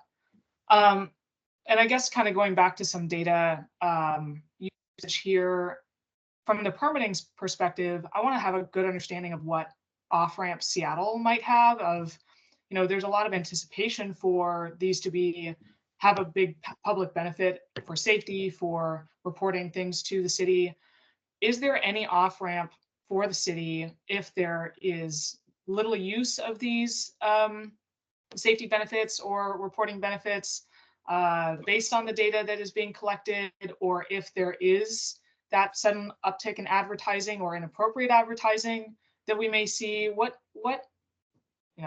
We certainly want to have good partnership here, but I want to understand from the data perspective and what access Seattle has to that, if things go sideways, what off-ramp they might have.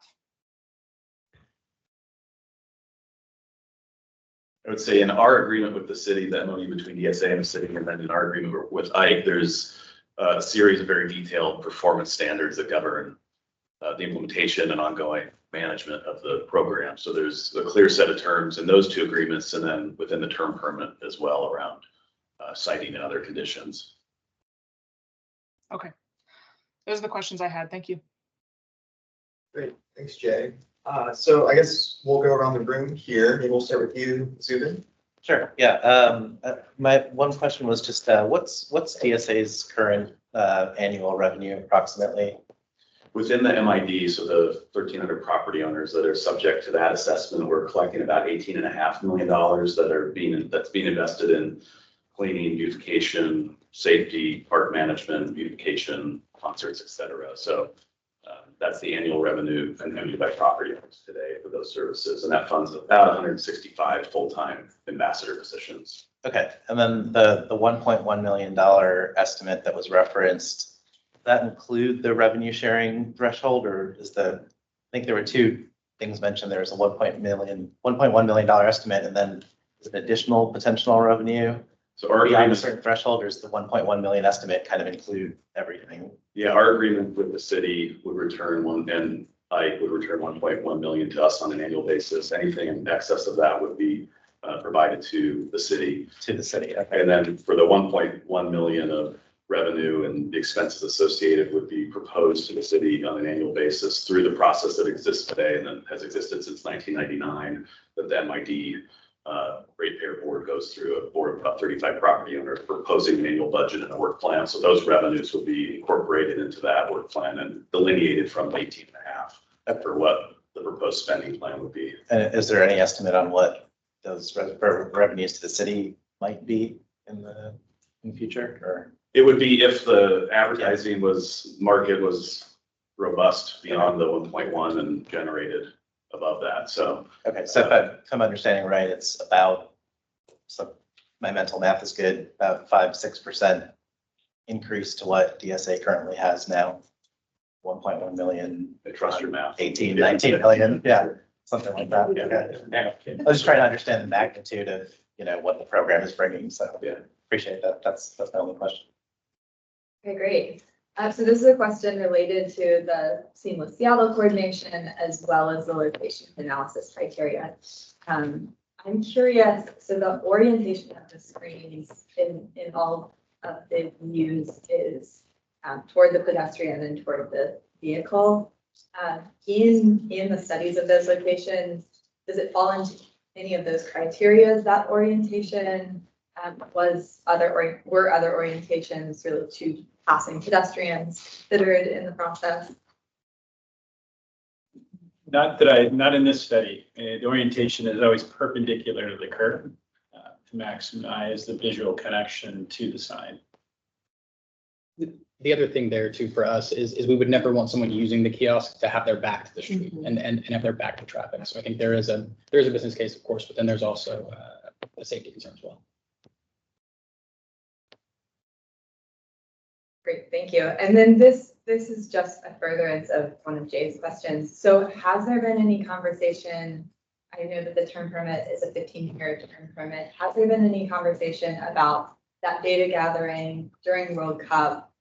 Any interim conversations between the city and the program about how that 15-year term permit is going once you reach a point that you have enough data to understand how it's going? There would certainly be information shared with the city on performance against the performance standards, on how the revenue is being deployed, et cetera. But the term of the permit and the review is at year 15. Okay, great, thank you. I'll pass it to Adam. Thanks, Adam. First of all, I missed the April briefing, so thank you for the presentation. Actually, so a number of my questions were answered in the presentation, so thank you. I actually have a couple of questions for, I think, more city staff. One, and it was kind of addressed in the answer to Jill's question, but I believe the city has or had a surveillance. How does that come into play here, or does it come into play? Is it something that's relevant? Yeah, we're working with the city IT surveillance people, get them to be part of the review of term applications, so those conversations are beginning. Would that be part of the term permit potentially, or? We would put any conditions of how we want them to adhere to the surveillance policy in term permit. That's something that I had a concern about. It was also brought up in the public testimony. Kevin, in the first meeting in April, we did speak, I believe, to the camera capabilities. These do not have cameras other than the photo booth camera that is activated by the users. They have the capability in other cities to deploy surveillance cameras. Yeah. We've not asked for that or proposed it for this program. Yeah, thanks. That's helpful. The other question I have, maybe a tough part one to answer, but I'm going to ask it anyway. So there's things that obviously SDOT regulates in the right way. you know, this, sidewalk cafes. There's things that SDOT puts in the right of way, the seamless Seattle signs, bike racks, et cetera.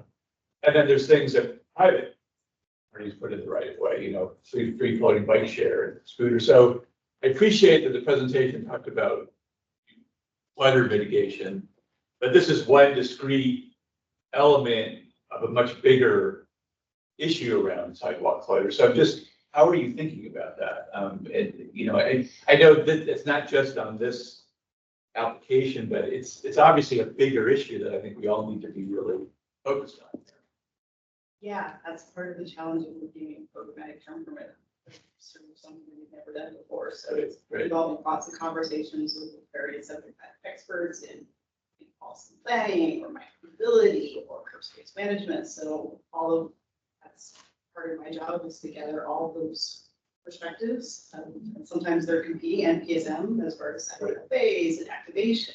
So that's challenge, and that's what we're undergoing right now as part of the permit review is getting a holistic approach of what's in the right of way, what's currently in the right of way, what in the right of way, and what's regulated, not regulated. So it's a big. Okay, thanks, Amy. There probably more comments on that later, but that's it. Questions.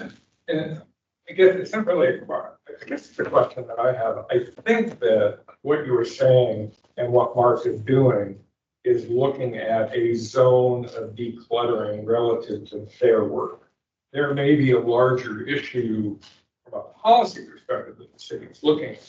You're trying to figure out what is a zone by which you're impacting this part of the right of way and how, at what point does cluttering and decluttering get? That's my take on. Yeah, how are we enabling the kiosk within a zone to do it? And Kevin, I think one thing to add too is we're looking at multiple locations. We know when we get closer to the intersection, it gets busy. There's lots going on, including very important things like traffic lights and street lights. So we're looking at, that's why Amy's having us look at multiple locations, 30-foot, 50-foot mid-block, to understand how they impact the right of way. And to create that tool for when they want to come in at this intersection, at this location, SDOT has a template that they can use to make those judgments. Thanks. I have the last question. I think most of my questions were answered. This question may be not really answerable, but it's a question I have, which is, you know, I think it's really helpful to see that the feedback and the lessons learned from other municipalities. And I think that was nice to kind of understand, you know, other municipalities who haven't done something like this before, right? And what those, you know, what those are, and how that affects this project. What I feel like I constantly question, and it comes from my own self, and then so I say, well, if I have this question, other people may, which is there user analysis? Like, how do you kind of look at qualitatively or quantitatively how just the common user experiences this, and do they see benefit? You know, because it's a question I say, like, I think this would benefit myself. Does it benefit anybody else in this room or here, right? And then so who is it benefiting, and do we have some of that data? And it's hard to access, right? To say, you know, somebody in Berkeley or Oakland or San Diego, like how the common user is benefiting from this. And if you were like, oh yeah, this is great, I'm so glad it's in my city. So it's a little bit of a hard question to answer that, you know, I don't know if you have that data, but it is that kind of like the overarching question I kind of come away with. That is a very hard one to answer. I'll attempt if I can. And we can't share data in most cases due to contractual arrangements. Obviously, data is very sensitive. We sort of experience it in tiers. I would say we get feedback in various ways. We obviously get the usage data. We can tell you applications are being opened. We can tell you in Baltimore, photo booth is our most popular application, and we can tell you, you know, an average usage count. And I think would surprise most folks in terms of the dashboard being activated and applications being used for a couple minutes at a time.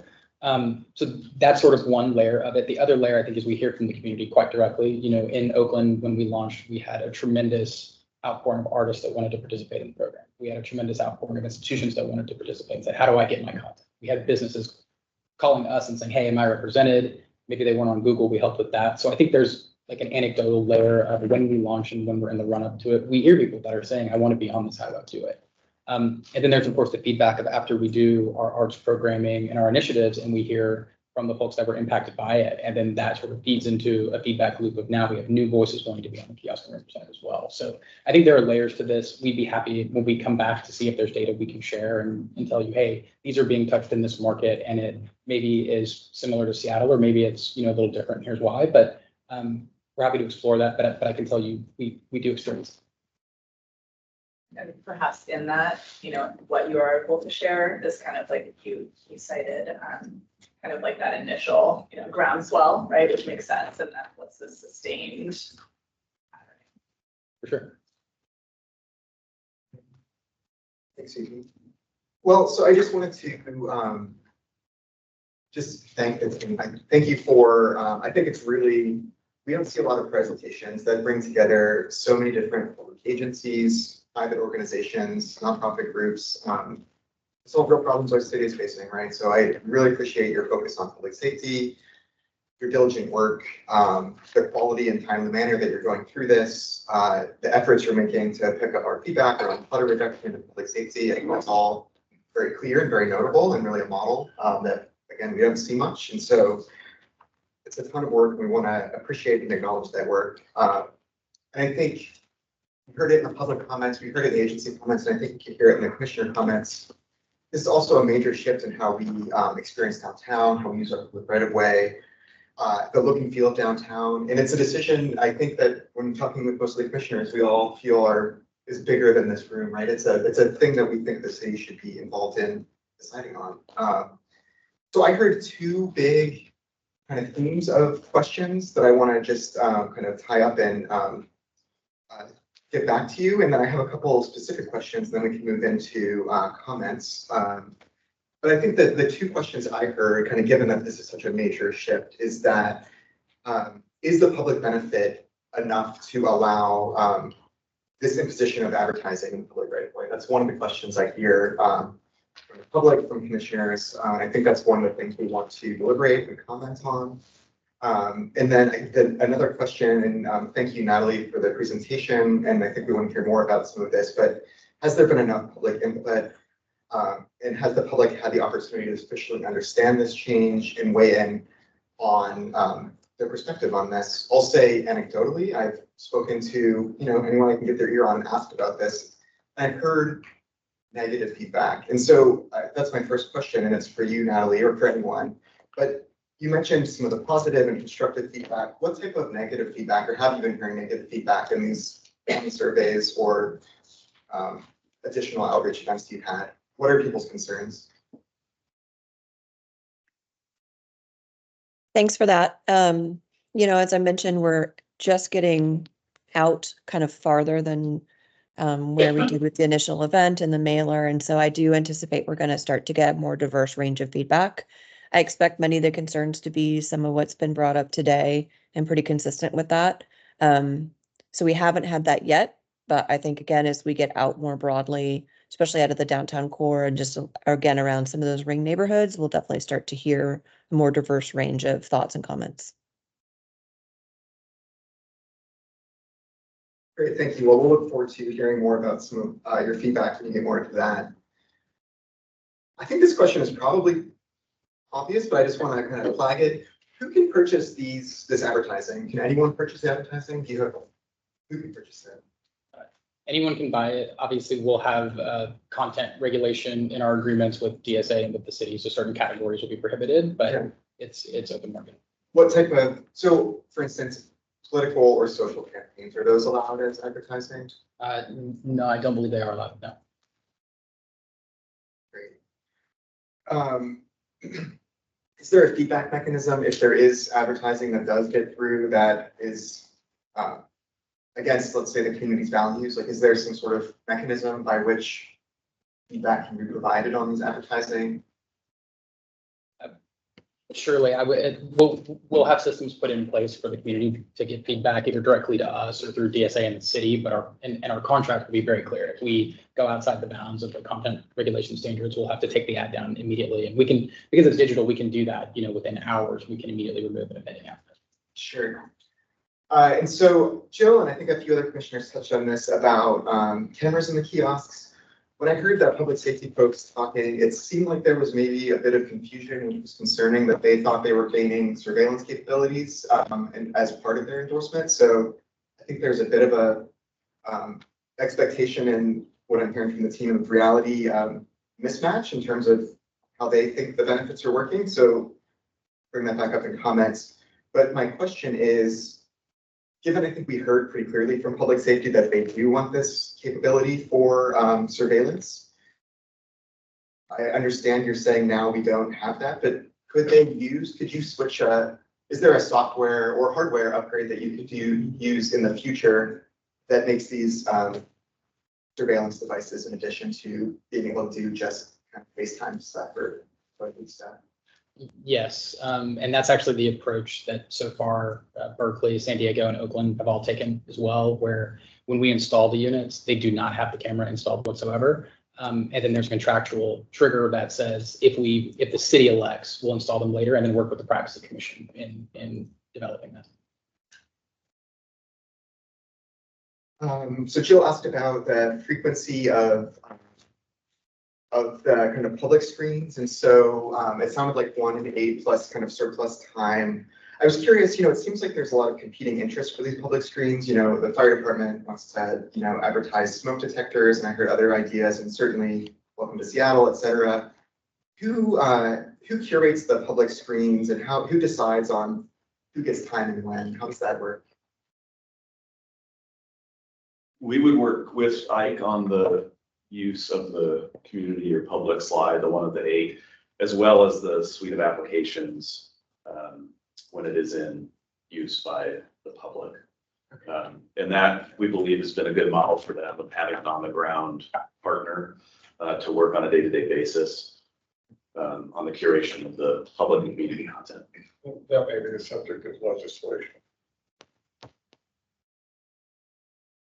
And then I don't know if your team is able, I know your council is here, so perhaps they'll be able to, but I was also curious, given that this is a significant shift, both in kind of, I think, sign ordinance, but also use of right of way, your proposal, you have these wonderful tools and these kind of a very solid proposal that's looked very carefully at how these are placed and how they work. But would this make it easier for, in the future, for other groups to monetize the right of way or use digital video-based advertising in the rights of way? Does this change fundamentally? Could this have a bigger impact on the city than just this program? How will that work?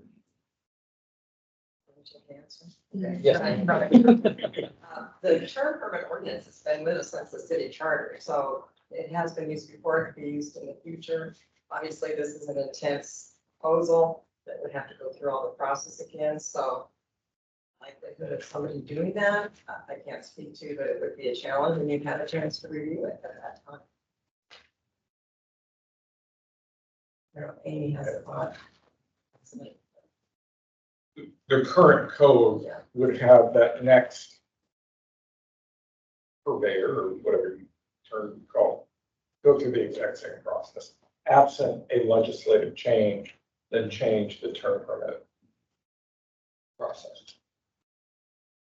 And then this is like a really simple question, so at the risk of embarrassing myself further here, so when I watch Netflix or Hulu or whatever, there's the free version and it has ads, and I'll watch that for like 3 days. I'm like, oh, I hate this. I don't want to sit through these ads. So then I'll pay the $4 a month to cancel the ads because I don't want to watch them. If this kiosk, if we all feel very strongly that this is a significant public benefit for safety and for other reasons, is there a version of this where the city could purchase these kiosks and kind of manage them within? Like, is there a pay version of this that's not advertising based?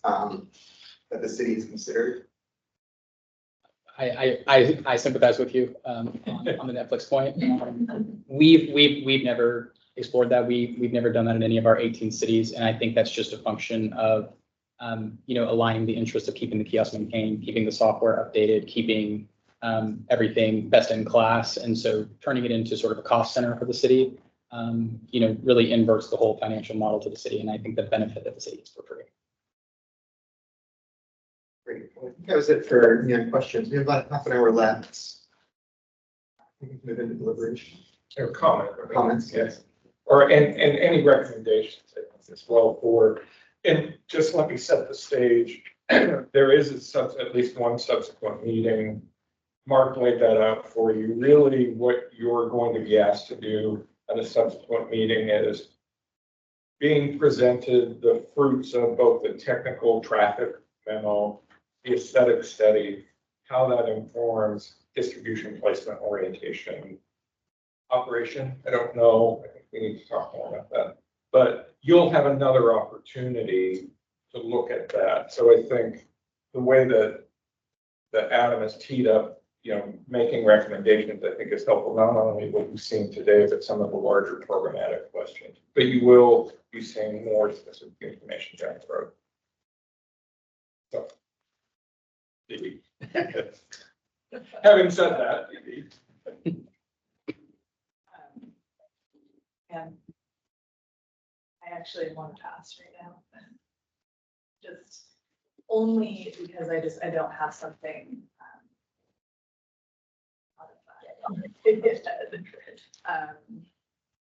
Yeah. We'll come back. Yeah, I think we're just. Just comments. Okay, so again, this is not my first bite at the apple on this bigger issue, but it's the first I've heard about this conversation. So I think, like Jill, and I think like Adam articulated, I think I suspect a number of us are really trying to understand what the public safety benefits are, just because if I was hearing the mayor's office correctly, a lot of their support for this is based on that. So I think, one recommendation is I'd just like to understand more about that. I'm sorry that our public safety staff and mayor's office staff had to leave, but if they were here, I would have really wanted to drill down on that during questions. So we need to hear more about that.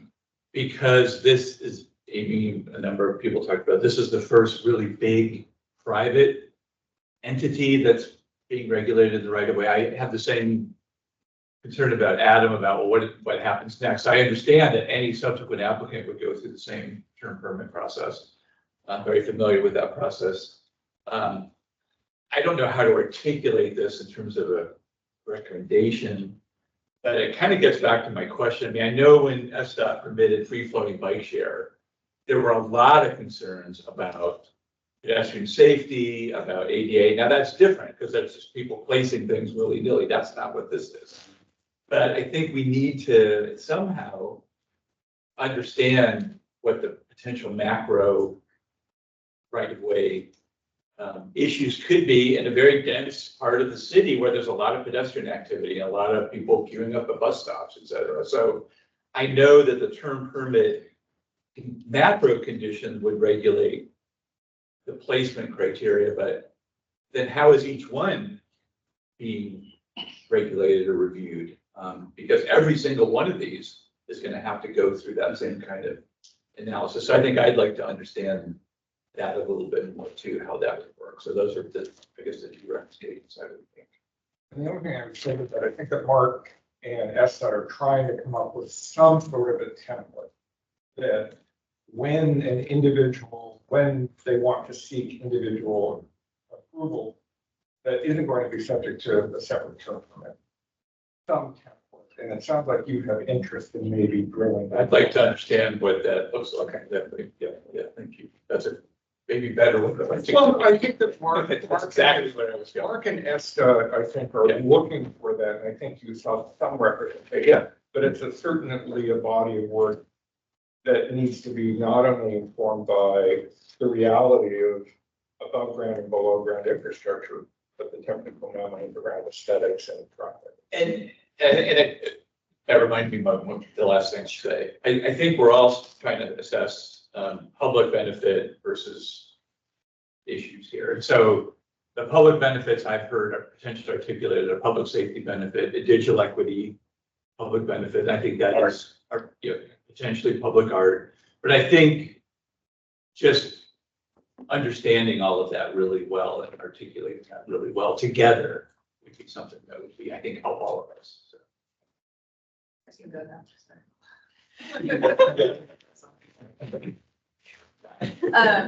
Yeah, I think I hesitated because I I keep on going back to, because my initial question was what Jill asked, which was it's the 1 out of 8, right? And I still can't quite think we can all verbally wrap our head around that means 7 advertising, 1 city oriented, and then what happens in between. So I guess it probably is, in this next pass, it's really understanding what that 25% annually actually means, and when the ebbs and flows of advertising are. So to really understand how many open slides are there, because all we see for the digital representation, and I think we said this last time too, was is the art. That's really captivating, right? Like if you see, public art that you feel like is representative of your city, I'm much more sold on this idea.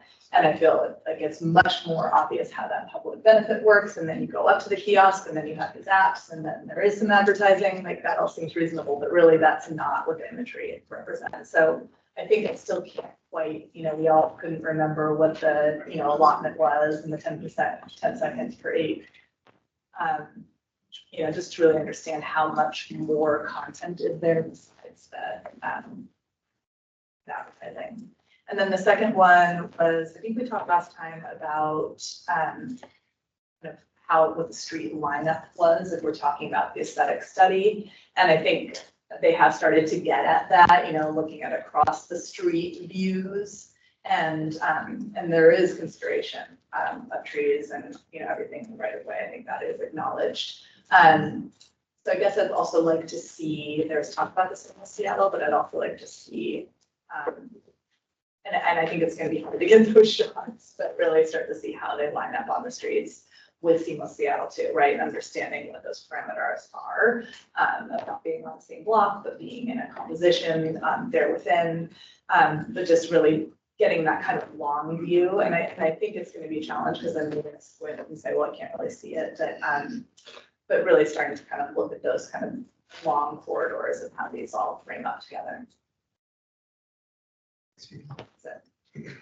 All right, thank you. So one of my questions, I'm gonna just start the comment with a clarification because I think I heard this, but I want to make sure.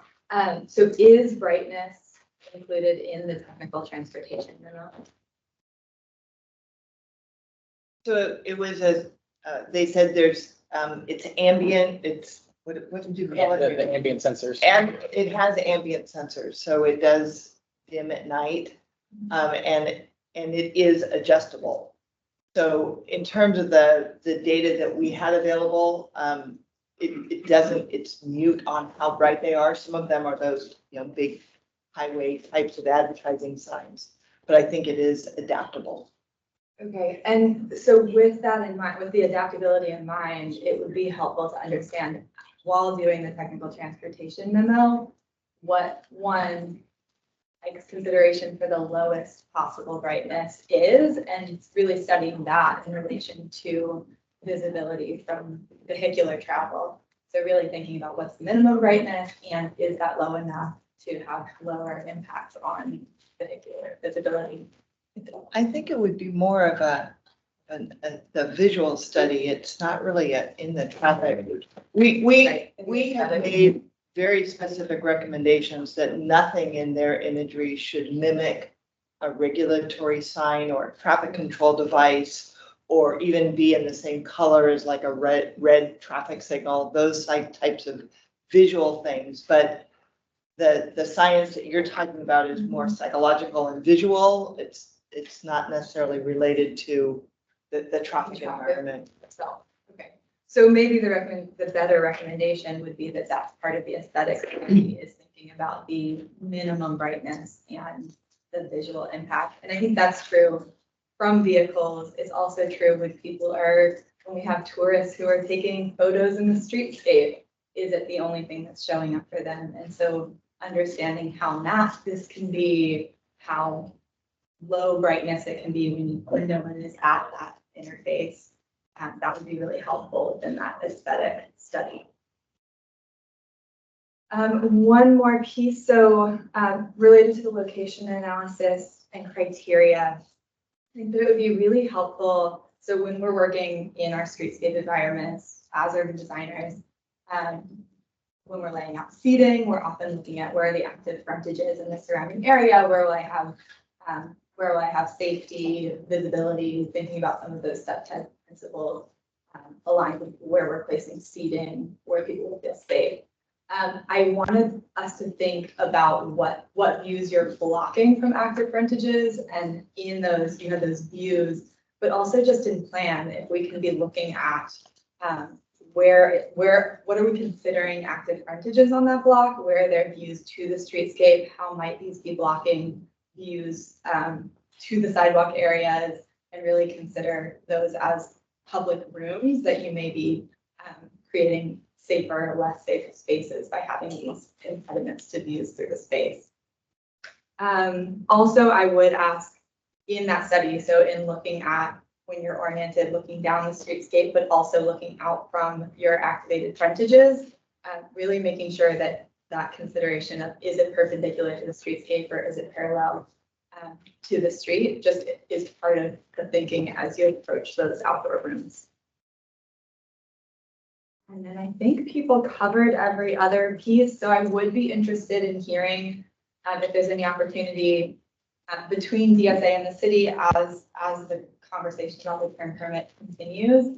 I'd be really interested to understand if there is an interim point. Is there a 5-year point at which we can have conversations about how these are working, how they're not? Because I understand that there's the 15-year term permit which could be renewed, but I imagine that if these are really successful, that you're going to want to install more in 3 years, in 5 years. And that may be part of the term permit for these future installations, but I just want to make sure that that's a consideration as we look at how well are these working for our city as we might be spreading them elsewhere.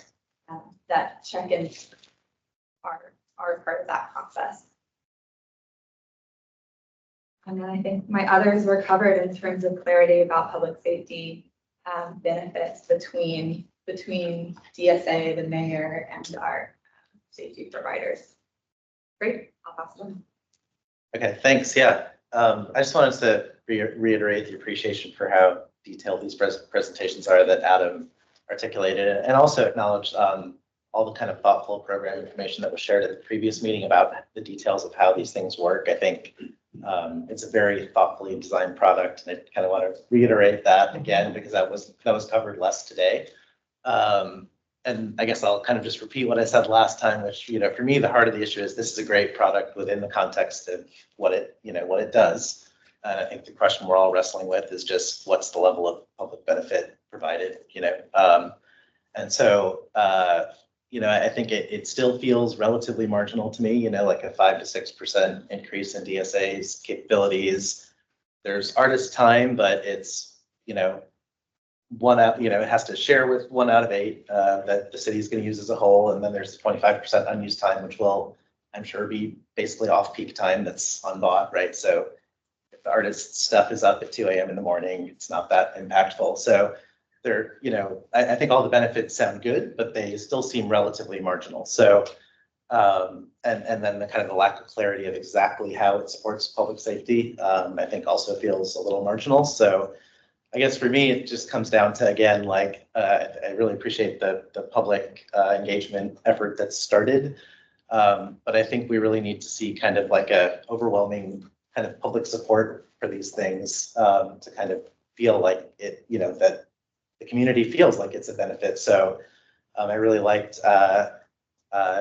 Amy Smith's comment about like the public restrooms, like the yes, no button, like if you went out to 10 locations on random street corners in Seattle and got 10,000 people to hit the button 10,000 times and just transparently said 80% of them hit the yes button, just kind of like share because, filtering feedback through community engagement sessions is not going to really give you the simple picture of yes or no, does the community want this? And so, if I saw that, I would feel totally comfortable supporting this. If not, it becomes very hard for me to kind of make that decision on behalf of everyone else in the community because we're selling their eyeballs, on their behalf. So just kind of, if there's a way to quantifiably and transparently show public support for this proposal, that would kind of seal the deal in my mind. So that's kind of my only recommendation, set transparent, quantifiable, public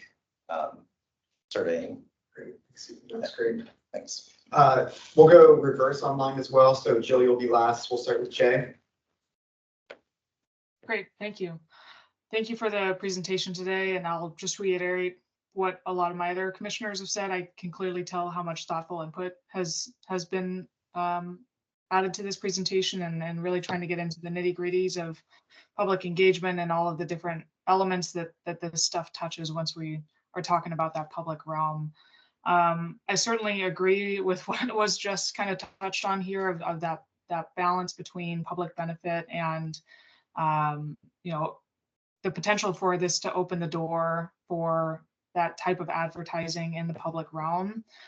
I don't have a whole lot of comments to add on that haven't already been touched on. I certainly agree with my fellow commissioners that have talked about a more near-term touch point for us to have a better understanding of how well or not these things are being used and how much people like them. And I think the one other piece that I'll say here that I've had spinning in my mind is when we're thinking about the public benefit, if I try to put this in the context of a magical world in which the city of Seattle has the money to install these themselves with no advertisement whatsoever to just provide the public benefits that have been displayed here today, is that desirable? And I think that's just something that I'm trying to reconcile with, of if these truly are an item that people would want to see in the public realm, I fully understanding that is out of the scope here, and that, we need to have partnerships like these in order to bring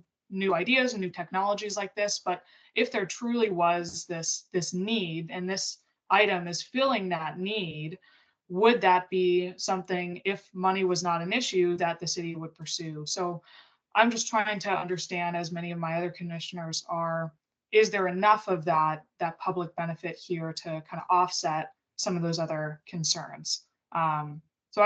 Aside from that, I don't have a whole lot to add that hasn't already been stated. Thank you. Okay, Brian. I think I've heard a lot of comments today from both sides, really, about how to fine tune this offering. I think I'm more concerned with the overall and the broader picture. If these are not going to be in all neighborhoods, and we're going to have exclusion zones that are the heavily trafficked areas, especially if we're chasing World Cup opening timelines, I don't see how having 4 different signage solutions in Seattle is actually going to help us. I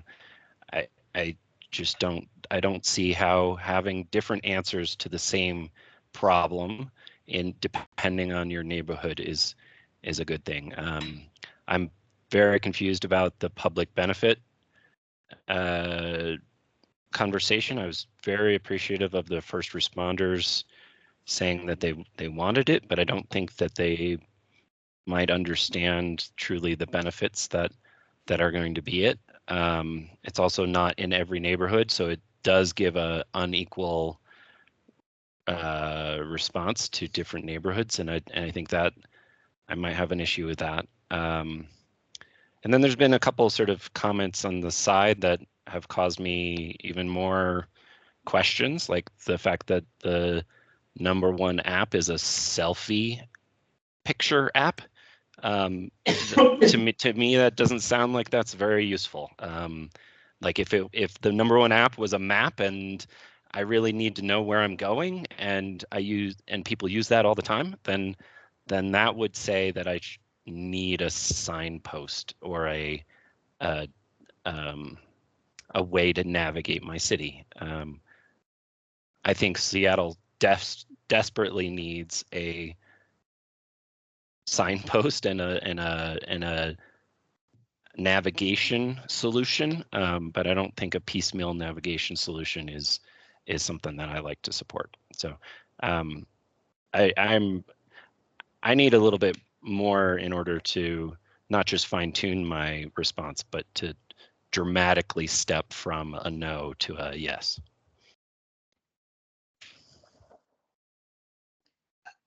Okay, thanks, Okay. Brian. Jill? So I learned a lot today. I appreciated Marnie's additional information and I understand that there's more yet to come. I had the benefit of the subcommittee meeting where I learned a lot more.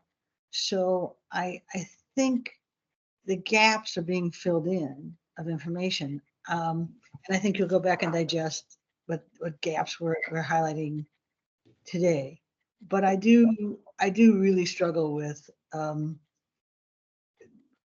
Adam has said it, Zubin said it, everyone has said it, the advertising versus what the real benefit is.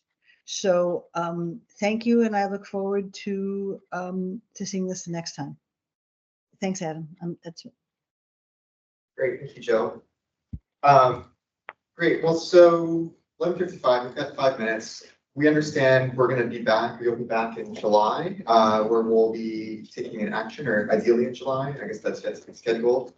But just to kind of summarize some of the commission's feedback, I think I heard universal feedback of thanks. I think it's very clear the team's been working hard with a lot of people, spreading organizations. It's a high quality product that's been well thought out. We have some questions around the public benefits. I do think it wasn't completely clear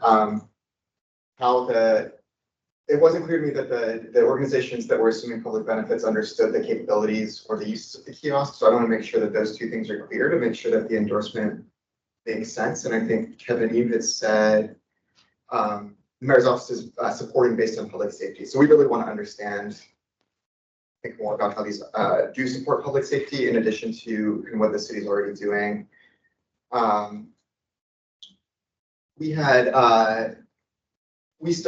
I had started my questions with questions about feedback, and I heard that come up a couple of times. And so given the scale of this, I think the commission really wants, and Zubin, you had said quantitative and transparent.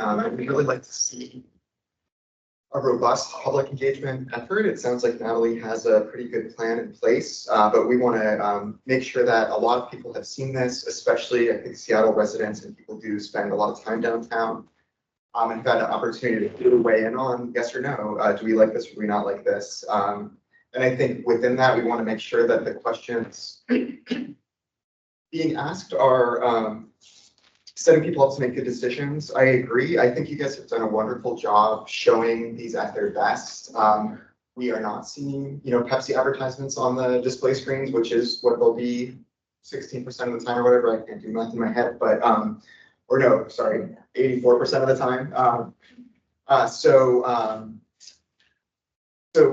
it would be good to know that the public is actually providing feedback on what they're likely to see there. So that's number 2. So we had 1 on public safety, 2 is on public feedback. And then the third, which I don't know how this body answers, but I think we are hesitant to, we want to make sure we fully understand the impacts of the shift to allow digital advertising in the right of way.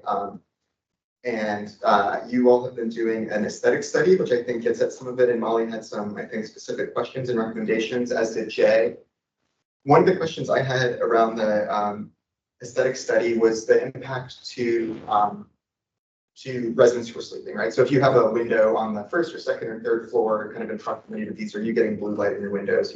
So is this another kind of source of light pollution for downtown residents? So I think we're just looking for a little bit more information to help us understand the kind of larger overall systematic impacts of this program. And did I miss anything, commissioners? So thank you. We'll look forward to seeing you guys again later this summer. Thank you. Thanks, Adam. Thank you. Commissioners, I think Jay, Jill, Brian, before we log off, is there anything for the good of the order? Great, thank you. No, good summary, Adam. Thank you.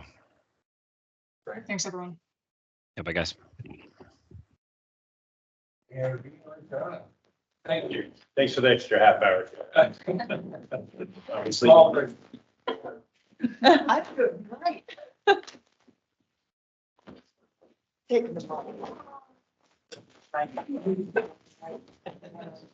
My son.